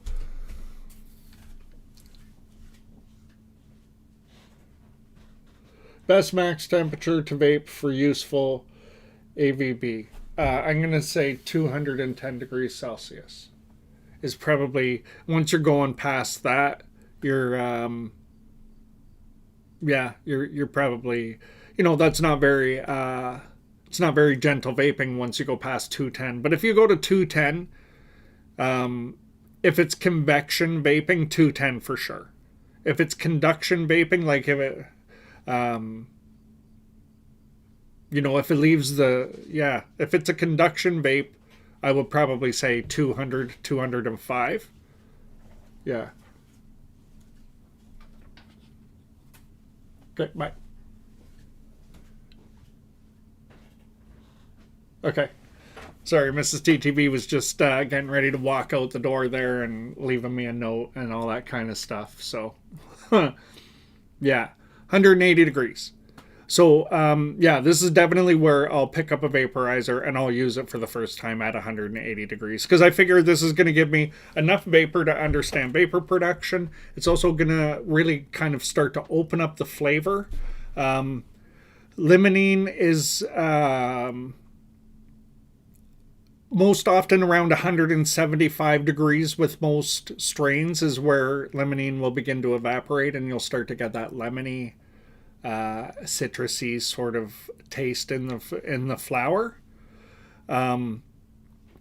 Eucalyptol as well, which is that it can be a very strong sort of minty flavor, which is a really, really nice flavor. If you kind of pinpoint that particular terpene, you'll pick it up. When any strain that has that real mintiness, you're probably picking up some eucalyptol in there. And then, at this 180, you're really opening up a lot of these terpenes.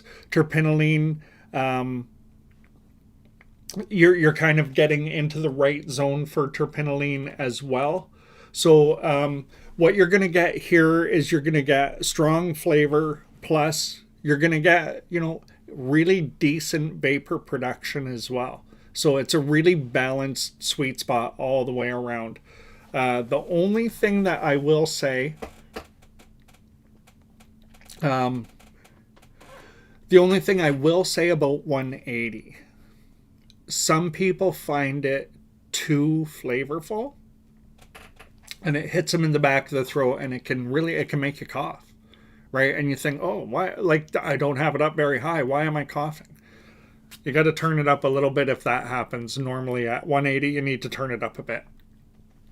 Because it's the terpenes that give you that in the back of the throat that gives you that a cough, right? And it's not like it's bad flavor because you're like, it's so flavorful. I'm enjoying this so much, but it makes me cough.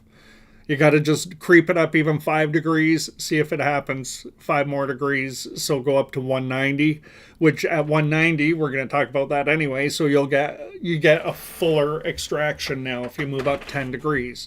So you're going to definitely pick up more of the terpinolene here than you were at 180 degrees. You're definitely going to be getting it here. And also the terpene linalool, you'll start to open that up here. So this is going to bring in more of a floral and a spicier flavor. You're going to get more of a heavier aromatic note, which it really becomes more noticeable around 190 degrees. So you're going to get definitely the experience that you can figure at 190 is you'll get fuller vapor. It's a warmer feel and it's a stronger overall session than at 180. It's really starting to open up more of an activated experience, right? Yeah.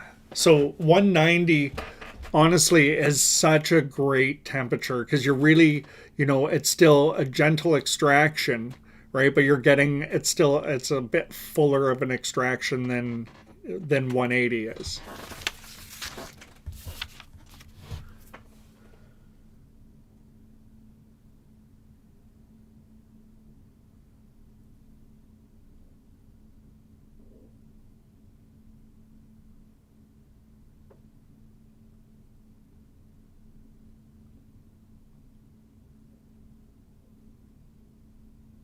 I think it must be time for a Roscoe, do you, Sonny Keefe?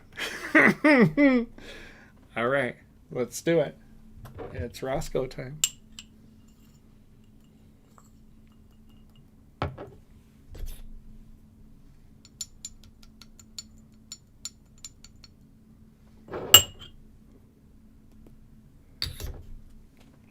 I don't think that there is.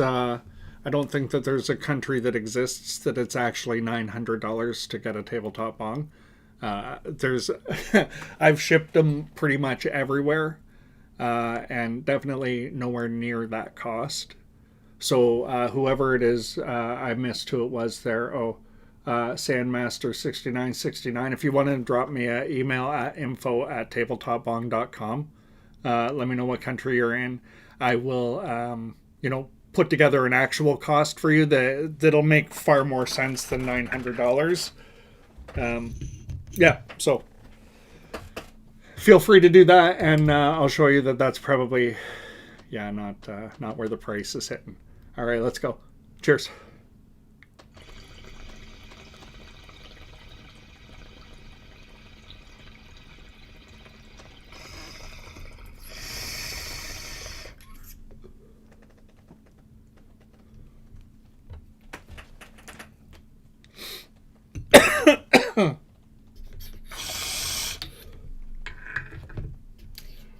Ooh, that was a good one. Yep, these are stacking nicely.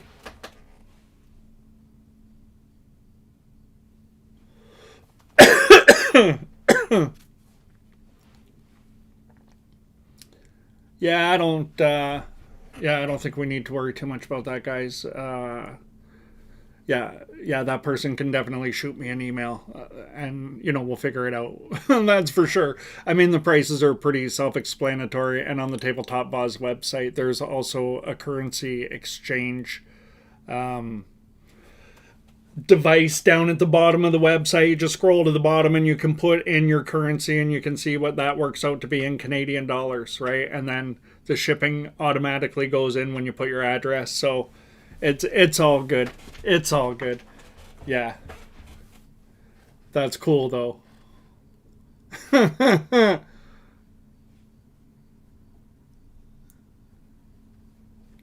Yeah, everything on the Tabletop Vase site is in Canadian dollars, right? So yeah, yeah. So yeah, okay. So where are we? We are at 200 degrees. All right, 200 degrees. This one, 200 degrees is once I really started getting into dry herb vaporizing, and with a battery powered device. It was really kind of the Mighty, I think. Was it the Mighty? No, it was probably the Solo. Solo 2 was probably the first one I was really paying attention to temperature. Right before that, I was using the original Solo, but it was just kind of like 1 through 9 were the temperatures or whatever, and you just select what you want. And I was going, a couple from the top or something, not thinking about temperature at all. It's just that's where I like the vapor. But once I got the Solo 2 and I could start to set the temperature and play around, I was sort of playing around at 180 for a long time, and then I started learning to step it up, and then I went into 190, and then by the time I got to the Solo 2, I was kind of sitting at 200 was sort of where I wanted to vape at, and I got the Mighty as well, and I was like, yeah, 200, this is a temperature. This is a good one. And I kind of got really behind 200 degrees for about 6 months. I was diehard 200 degrees was the very best temperature in the entire world. Oh,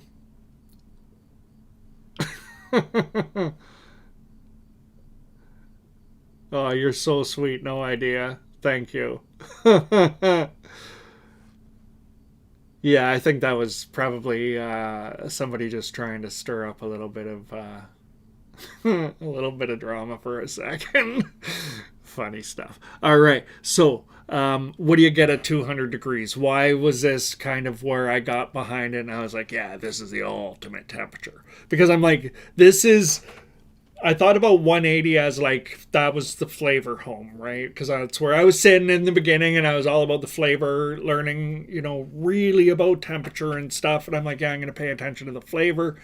But then I was like, okay, 200. Now I'm getting denser vapor. I'm getting a stronger extraction, right? Definitely getting a bigger experience at 200. And it was really starting to feel fuller than it was at 180 because I kind of like thicker vapor.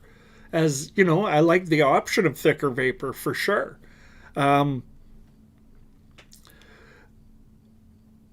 What I was really noticing was, I guess the big deals of it were that I was getting a deeper effect than I was at 180 or 190. 200 was really, I thought, okay, this is giving me a much deeper effect.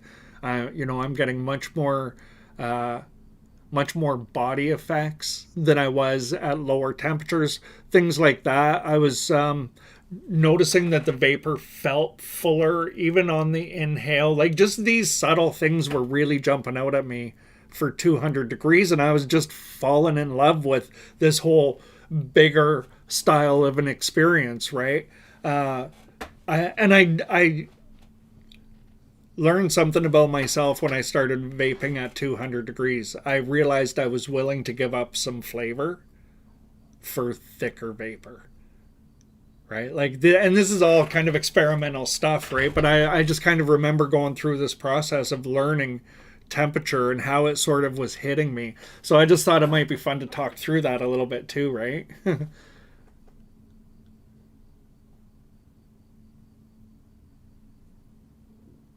All right, take it easy, Rob, if you're still there. If Yeah, I just saw he jumped out.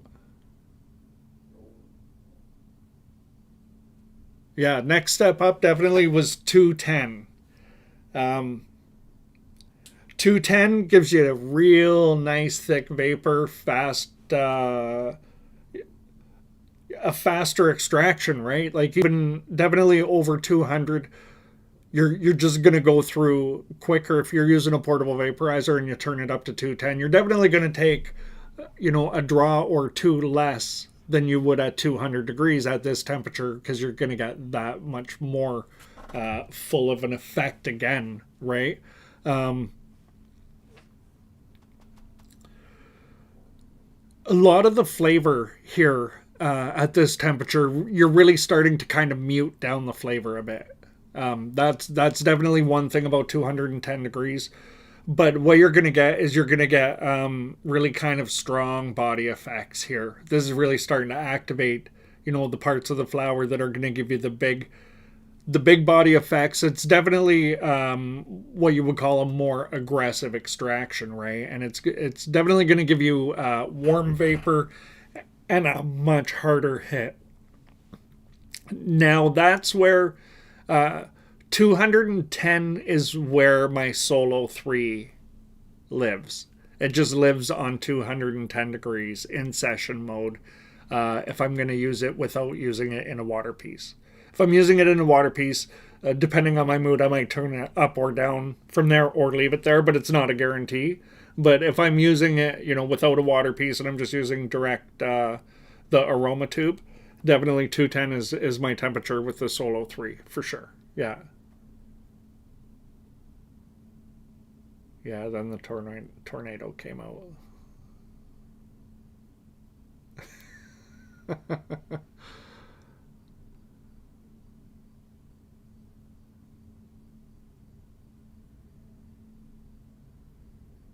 Oh yeah, yeah, right. You should always get the e-rig out too if you can. I would get the e-rig out right now too myself if I didn't have to try and speak and remain coherent long enough to continue this live stream for another little bit. All right. Yeah, it's a little too much to drop in big dabs on top of this many bowls at this point. That's for sure. Um, what temperature do I use mostly with the Tiny Mite 2? I am normally about 7.5, 7.5 or 8 with the Tiny Mite 2. I find if I go too low with the Tiny Mite 2, because it's such a efficient convection extractor, I find that it definitely gives me the terp tickle in the back of the throat. I have a bit of a hard time with it. So I gotta get a little more temperature with it. Yeah, and I find 7.5, 8. Yeah, it definitely works for me. Yeah, for sure.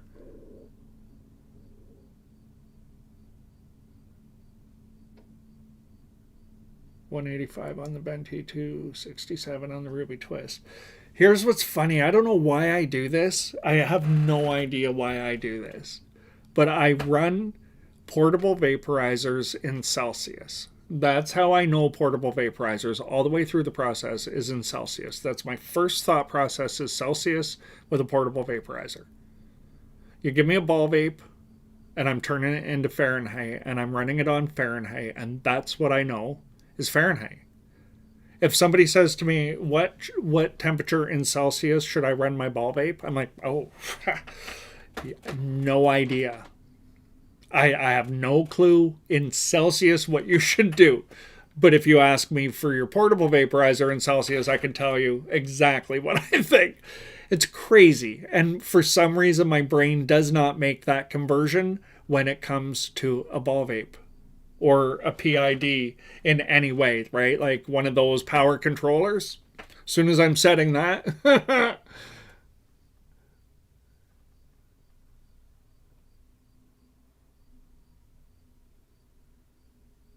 Okay, what am I chiming in on? Okay, let me see. Uh,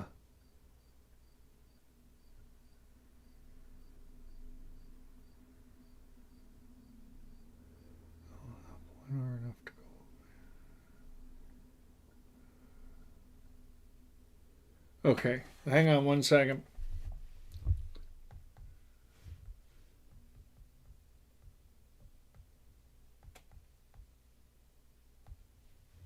Are we talking about the QOQ? Is that...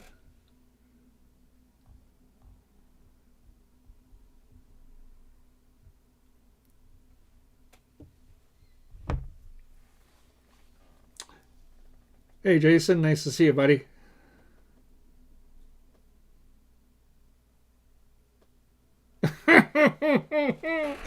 Too funny, eh? Too funny. No, I can't. I don't know why that all happens. Okay. A daily beater torch operated for on the go. Okay.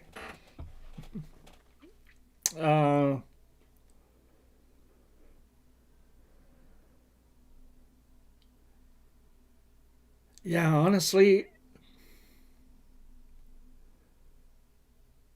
for on the go, if you're like for simplicity, it's pretty hard to beat an M7, an M7 XL, right? Like it is pretty hard. Yeah. If you want to go one step further, switch out the tip on the M7, go M7 XL and put a Halo tip on it, and that's a really great portable device. Like really great portable device without really busting the bank. It's a step up from the M7, but yeah, that's I would honestly, yeah, I think that's a pretty slick setup. Yeah. Is that what you went with? Okay. Okay, you ordered the M7. All right, so this is going to be a great progression for you. So the M7, it's definitely a good choice. Once you've got it kind of figured out and you're ready for the next step, grab a Halo tip and then add that to your M7. And then the titanium versus the stainless steel, it's very different experiences. And then when you're ready for the next step, I would say grab the perforated cap, the Dynavap perforated cap to go with it. That creates an entirely new experience all over again. And then you can use it with either tip, which is another experience all over again. You know what I mean? So you get all this versatility and you can kind of, just add a couple of parts along the way without spending very much money at once.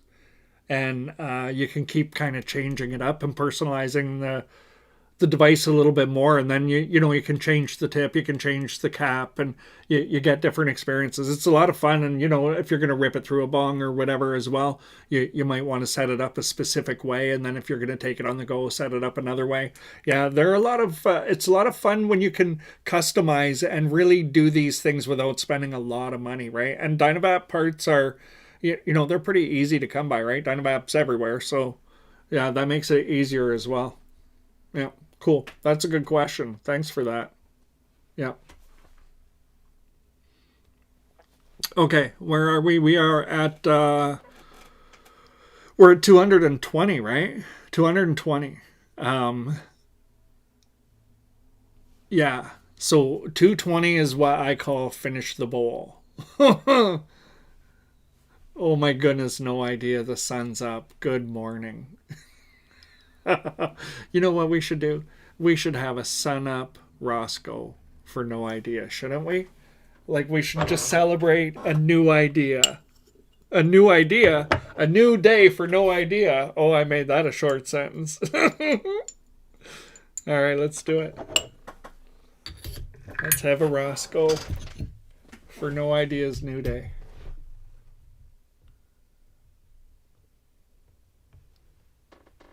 Cheers.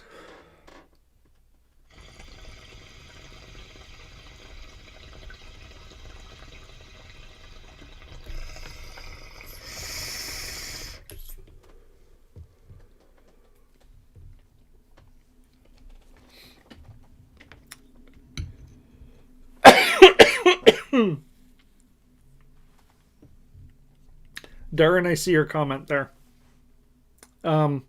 I will absolutely bear that in mind. We are, like I said, we're in the middle of putting together the merch store on the Printify site. I will definitely make a note of that and see what I can do about putting something in the store that makes sense for that. All right. Yeah, I'll definitely look at that. That is definitely the Musa. Yep. Yep. Lots of fun, the Musa. All right. 220, finish the bowl zone. That's what I would definitely call this one. This one is this is where you're kind of going to just kind of hit it as hard as you can just to finish it up. You've basically extracted the majority of benefits of the terpenes and things like that by the time you get to this point. You have the flour basically, even if it's fresh flour when you're putting it in, you're basically decarbed, you know, if you're stepping your temperatures up a little bit. So if you go to 220 after you've had a few draws off of your bowl, or let's say you're vaping at 190 or 200, even 210, and you're like, okay, I'm done with this.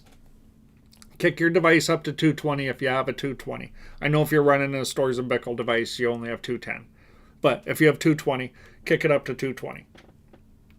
And then finish the bowl there. You're gonna get another hit or two out of it.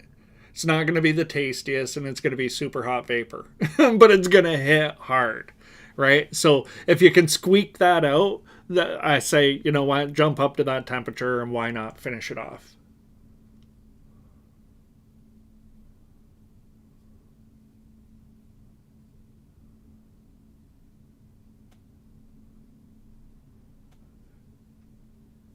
Hey, Ray Orsini, I don't know if you've seen my ball vape um, ball vape volcano uh, combination video. I'm being careful to avoid a particular word here. But I created a video that showed how to use the volcano kind of like in a ball vape sort of setup in a way that I filled the top chamber with terp pearls. If you haven't seen that video, check it out. I did it for both the. Sorry, I'm really high now. I did that video with both the hybrid and the original volcano because it's a really good way to use either one of them. It changes how much temperature you can use. I can run either one of the devices on absolute max temperature, run it into a balloon, and I do not cough. Like, it's crazy what this one particular way of using the volcano it does. If you haven't seen those videos, and if you can't find them, drop me an email. It's worth it. info@tabletopbong.com. Yeah, just drop me an email and I'll send you the links if you can't find it. But basically, I'm showing you how to use a volcano in a ball vape kind of setup. Yeah. All right. Perfect. There's a recommendation right there for it. Beautiful. Corodius. I was trying to figure out how to say that, and my eyes are pretty blurry at this point in time. I know focus, right? Use the force. I know. Thank you, Connor. I appreciate it. I'm starting to float. That's what happens when I get into this point, right? Like, we're not too far from where I'm going to wrap this up, and I can almost not even think anymore. Yeah. Oh, it's my pleasure, Ray. I'm telling you this, when I came up with that way of using the volcano, for anybody who hasn't seen it, basically what I did is I took the top chamber, right? You put the dry herb in the bottom piece and then you put the top piece on. Well, what I did is I filled that whole chamber with terp pearls and topped it with a screen and just fit the screen on the inside. And then I put it on the volcano with no flour in it, right? Put it on the volcano and turn it on and let the volcano run for a couple of minutes and get all of those balls really hot. Run it on max temperature and run the fan, and you basically heat it up like a ball vape, right? So you get those balls really good and hot, and then you load your flour in. I use the chamber reducer in there automatically. It just, for me, it makes a way better hit. It gives more of a hybrid hit, whether you're using the hybrid or the OG. Yeah, just load some flour in there and then put that top on and blow up your balloon on max temperature. It's so dark it looks like smoke, and it's silky smooth. It's crazy. It's crazy how it worked. When I did it for the first time, I was like, you gotta be kidding me. Is this really happening like this? So yeah, it's a new layer to the volcano for me. Yeah. All right, beautiful. Simon upgraded to the Ruby Twist Pro. Nice. I think it's such a great value ball vape setup. The Ruby Twist Pro is super cool because it does have the ability to take the twist out if you want to. So if you've ever, if you have the Ruby Twist and you're like, all right, well, I wonder if it would be better to not have the twist in there and just have a normal ball vape, but you don't want to modify yours, right? With the Ruby Twist Pro, you can play it either way. It's a nice add-on for sure. And the bowl, I like the bowl a lot too. Yeah, I like using the micro bowl, but I put the screen in down at the bottom of the bowl. If you have it, you understand what I mean. Put the screen in at the bottom, and then I put 6 millimeter terp pearls in, and then put the micro screen in. And then I heat the bowl. I just put it right on the head upside down in the cradle and heat that bowl and heat those beads up. I think you can start to see there's a theme. I like to add beads and heat them up. But it does something to the vapor and it makes it hit so smooth. Yeah. Nice. That's cool. That's cool. I think a lot of people are really loving the Ruby Twist Pro.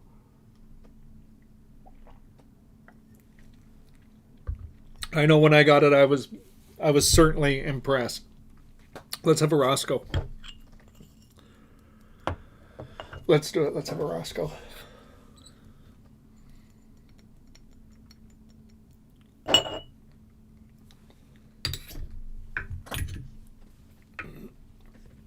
The crickets are a little quieter today than they were last time we were together on a Friday at this time. Cheers.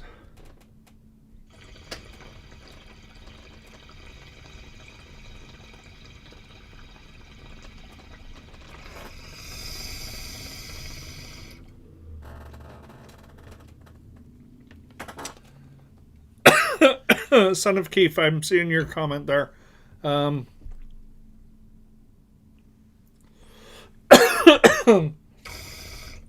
wish I had my bowl where I could reach it.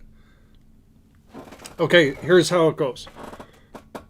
Okay, pretend this piece is taller, right? So this would be the stack going up on the bowl for the Ruby Twist Pro. There's a screen that you can put in down here at the bottom, right? And then you can drop the flower down and then put the head on.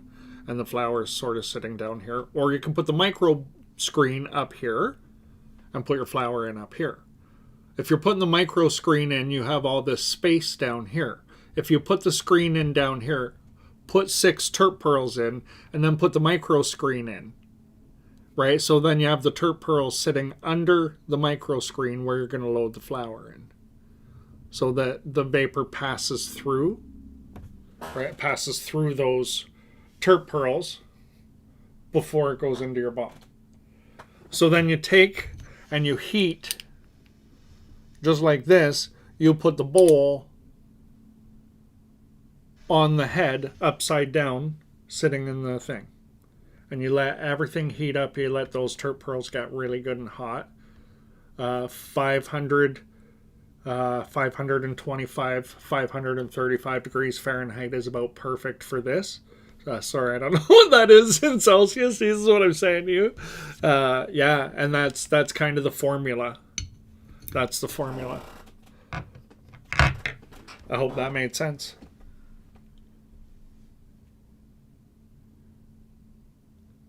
Do I miss the armored cap?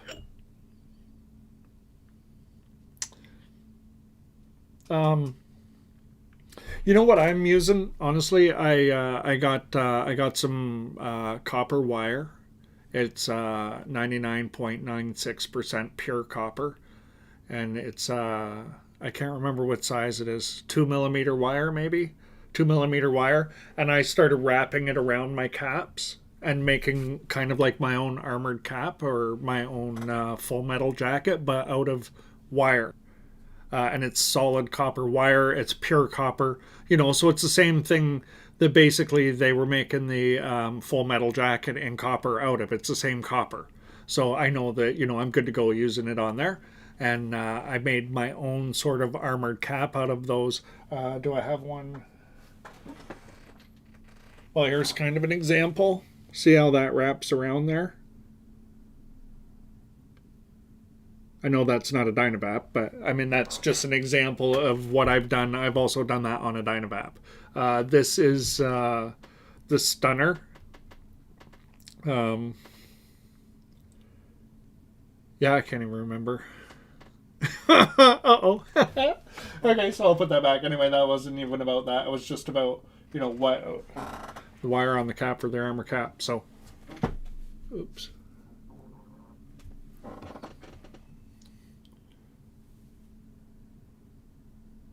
Oh, nice. Yeah, for Moroccan hash. Nice. I forgot where I put my legs. I love it. No idea. Yeah, it's bare copper wire. Yeah, it's pure copper, 99.96% pure, and it works perfectly.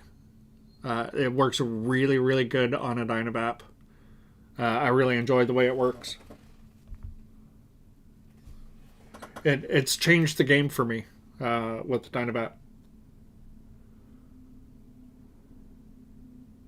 Oh, interesting. Do you ever use entourage boosters like mango uh, and black tea? Uh, you know what? Quite honestly, I've never really considered that. That's actually a pretty cool idea. Yeah, because I understand, of course. Um, yeah, I understand, of course. That's a brilliant idea, actually. I've never really put that one together too much. So, um, cheers. I'll think about that definitely and give it a try. Uh, that's cool. That's a cool idea, Ray. Thank you.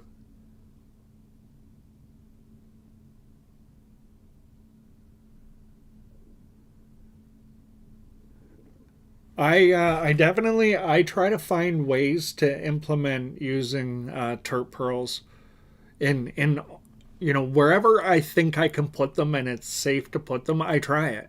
I just try it. I experiment over and over and over with these things just to see what happens because I have no idea exactly um, what's gonna connect when where I put them and if I heat them and this and that. I don't know what's gonna actually work without experimenting, right? There doesn't seem to be any rhyme or reason of how I can figure out how a terp pearl will react in a particular situation until I try it. So it's a reason for me to have a good session too, right? I'm like, okay, I'm gonna play around with this device and this device and terp pearls, and then I'll just kind of sit there and stare at them and I'll look at the terp pearls and I'll be like, how can I use them that I haven't done before?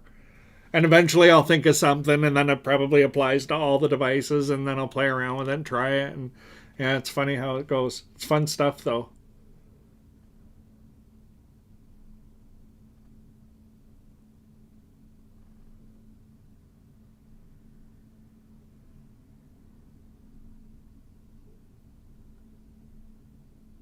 After work, Roscoe. All right, let's go. Follows back. Made it. Oh, I didn't empty my bowl. Rookie mistake. Rookie mistake. All right, Paulo, you made it back. We're going to have another Roscoe or two before we're done. So good timing, buddy. Good timing.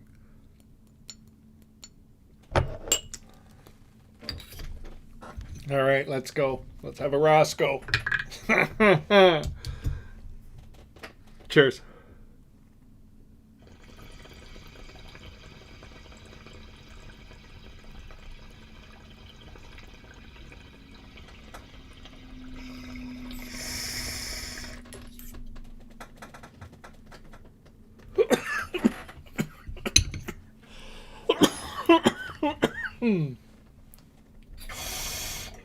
See, I forgot to hold it in for the 3 seconds again. Come on, Lee. I'm trying to bring that back as a habit. See if I can. See if I can make a combination of adding the 3 second hold in plus the great big full lungful. See if I can double down on that for I don't know, even bigger effect. Why not?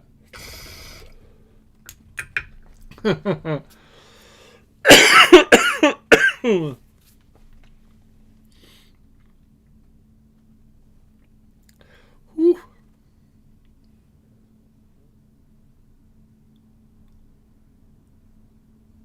You know what, man? This is this interesting conversation about adding boosters like black tea and green tea. That's interesting because there are definitely times where green tea is what I'm reaching for without any question. Interesting. Yeah, and for some reason I'm gravitating to green tea like middle of the evening. So I'm guessing that that's got to have some kind of relaxation built into it because I'm switching into more relaxing flower too at the same time. I want more relaxing flower and green tea together. Interesting.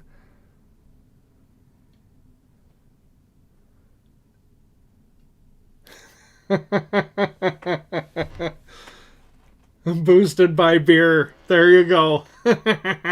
Yeah, beer used to be my booster too. Yeah. Yeah. Yeah, I still would love to be able to partake in alcohol how I used to, but I just cannot take what it does to my body now. Like, not while it's happening. That's all good. It's the after, after you wake up the next day, and yeah. Last time I did it, I couldn't move for 2 days, so I was like, I don't know if I want to do that again. Like, I don't have a really good moderation filter with alcohol. I have one speed, and it's just let's go until there's nothing left, or it's sun's coming up kind of a thing. So yeah, yeah, no more beer boosters, right? Yeah, I guess not for a while anyway, Cotter. Oh yeah, Cotter, I wanted to mention too, make sure you shoot me an email if you don't mind, info at tabletopbong.com.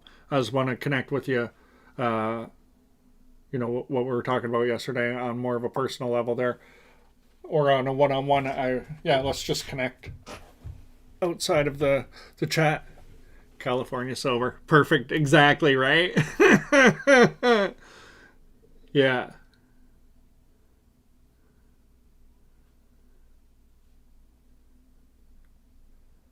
yeah. I'll tell you. Um,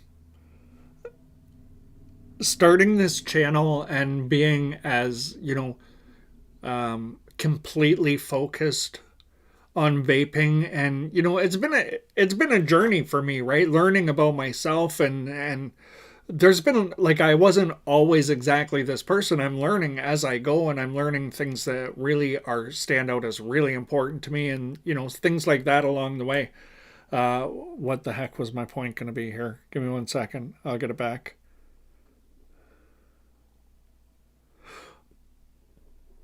Oh, um yeah, so kind of the deeper I've gone into vaping, sort of alcohol just kind of fell away, kind of almost naturally, right? And that's why I think maybe I get such a hangover when I partake in it, because it just sort of just kind of drifted off, and I didn't really notice it. And in my 30s and 40s, I definitely would partake pretty hardcore, right? Like, I definitely no stranger to a good party, trust me. So yeah, when it just kind of started to drift away as vaping really started to ramp up, I was like, hey, this is kind of an interesting thing. I'm not going to question it too much. I'm not going to worry about it. I'll do whatever feels right in a moment. But I just noticed it was transitioning, and then alcohol just kind of fell away. Yeah, so I just pay for it hard now. So I really don't have much of a desire to do it. I could have one beer. I could definitely have one beer, but it kind of lights the fire, right? Like, I kind of get the feeling from just one, and then I have to sort of talk myself out of it, because then it's just going to be on. So one is delicious, but painful by the end. Yeah. Yeah, replacing cigarettes with vapor too. I did that exact same thing. I did the walk from analog cigarettes into using a mod and vaporizing nicotine juice, and that's how I got off cigarettes. Yeah, yeah, and then just now it's gone completely. Yeah. It's crazy, eh? How much it can change your life in so many ways that isn't even obvious, right? Like, when I really think about it, the two things that I probably struggled with the most and probably had the biggest hold on me for a period of time in my life would have been alcohol and cigarettes. right? Like I liked the party, I liked the booze, I liked the smokes. I was just in, like, let's go. And I didn't necessarily want to give that up. And all of a sudden, it just went away, and vaping replaced it. And it just was, yeah, I was like, man, this changed my life, man. Just changed my life. Yeah.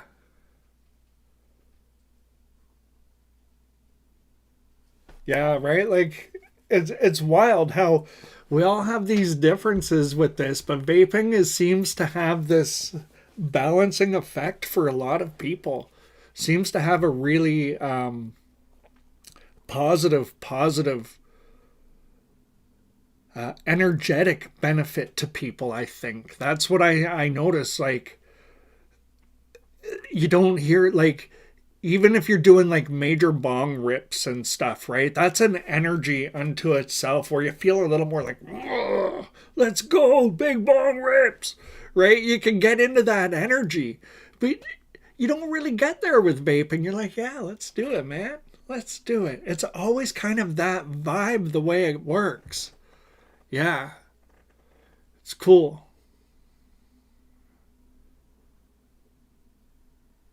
Sultana Lungs cigarettes gave me my name. Cigarettes, oh my goodness. They were a really tough one, man. They were a really tough one for me. Um,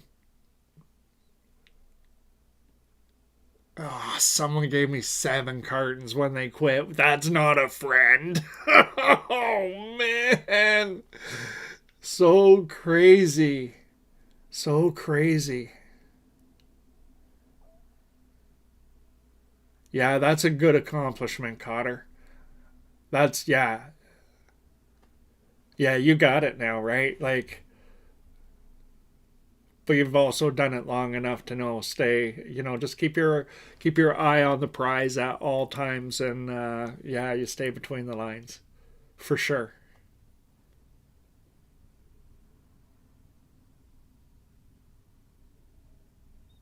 All right, guys. I think I got to think about wrapping this live stream up. I am absolutely I'm at that point now. I can't really think. I'm not staying on my thoughts anymore, and that's usually the time when I have to wrap it up.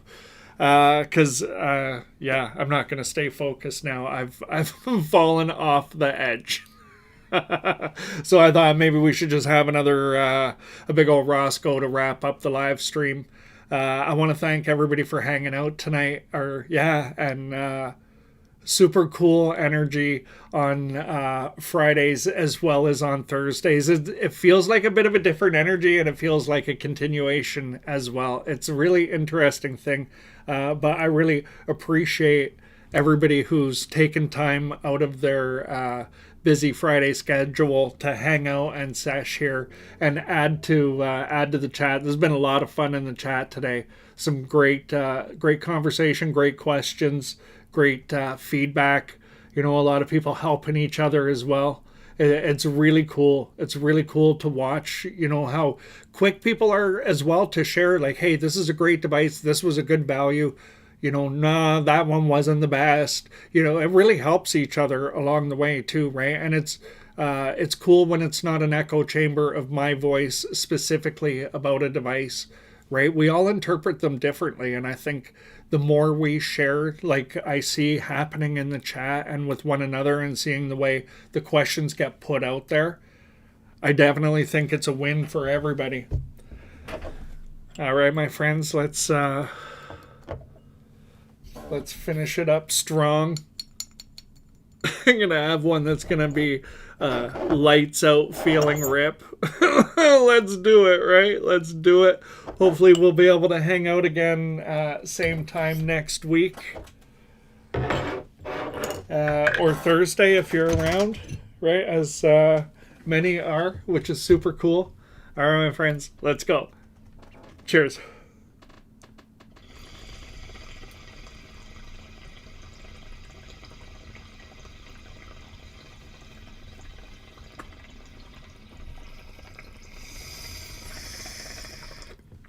One, two, three. I remembered on the final rip. All right, my friends.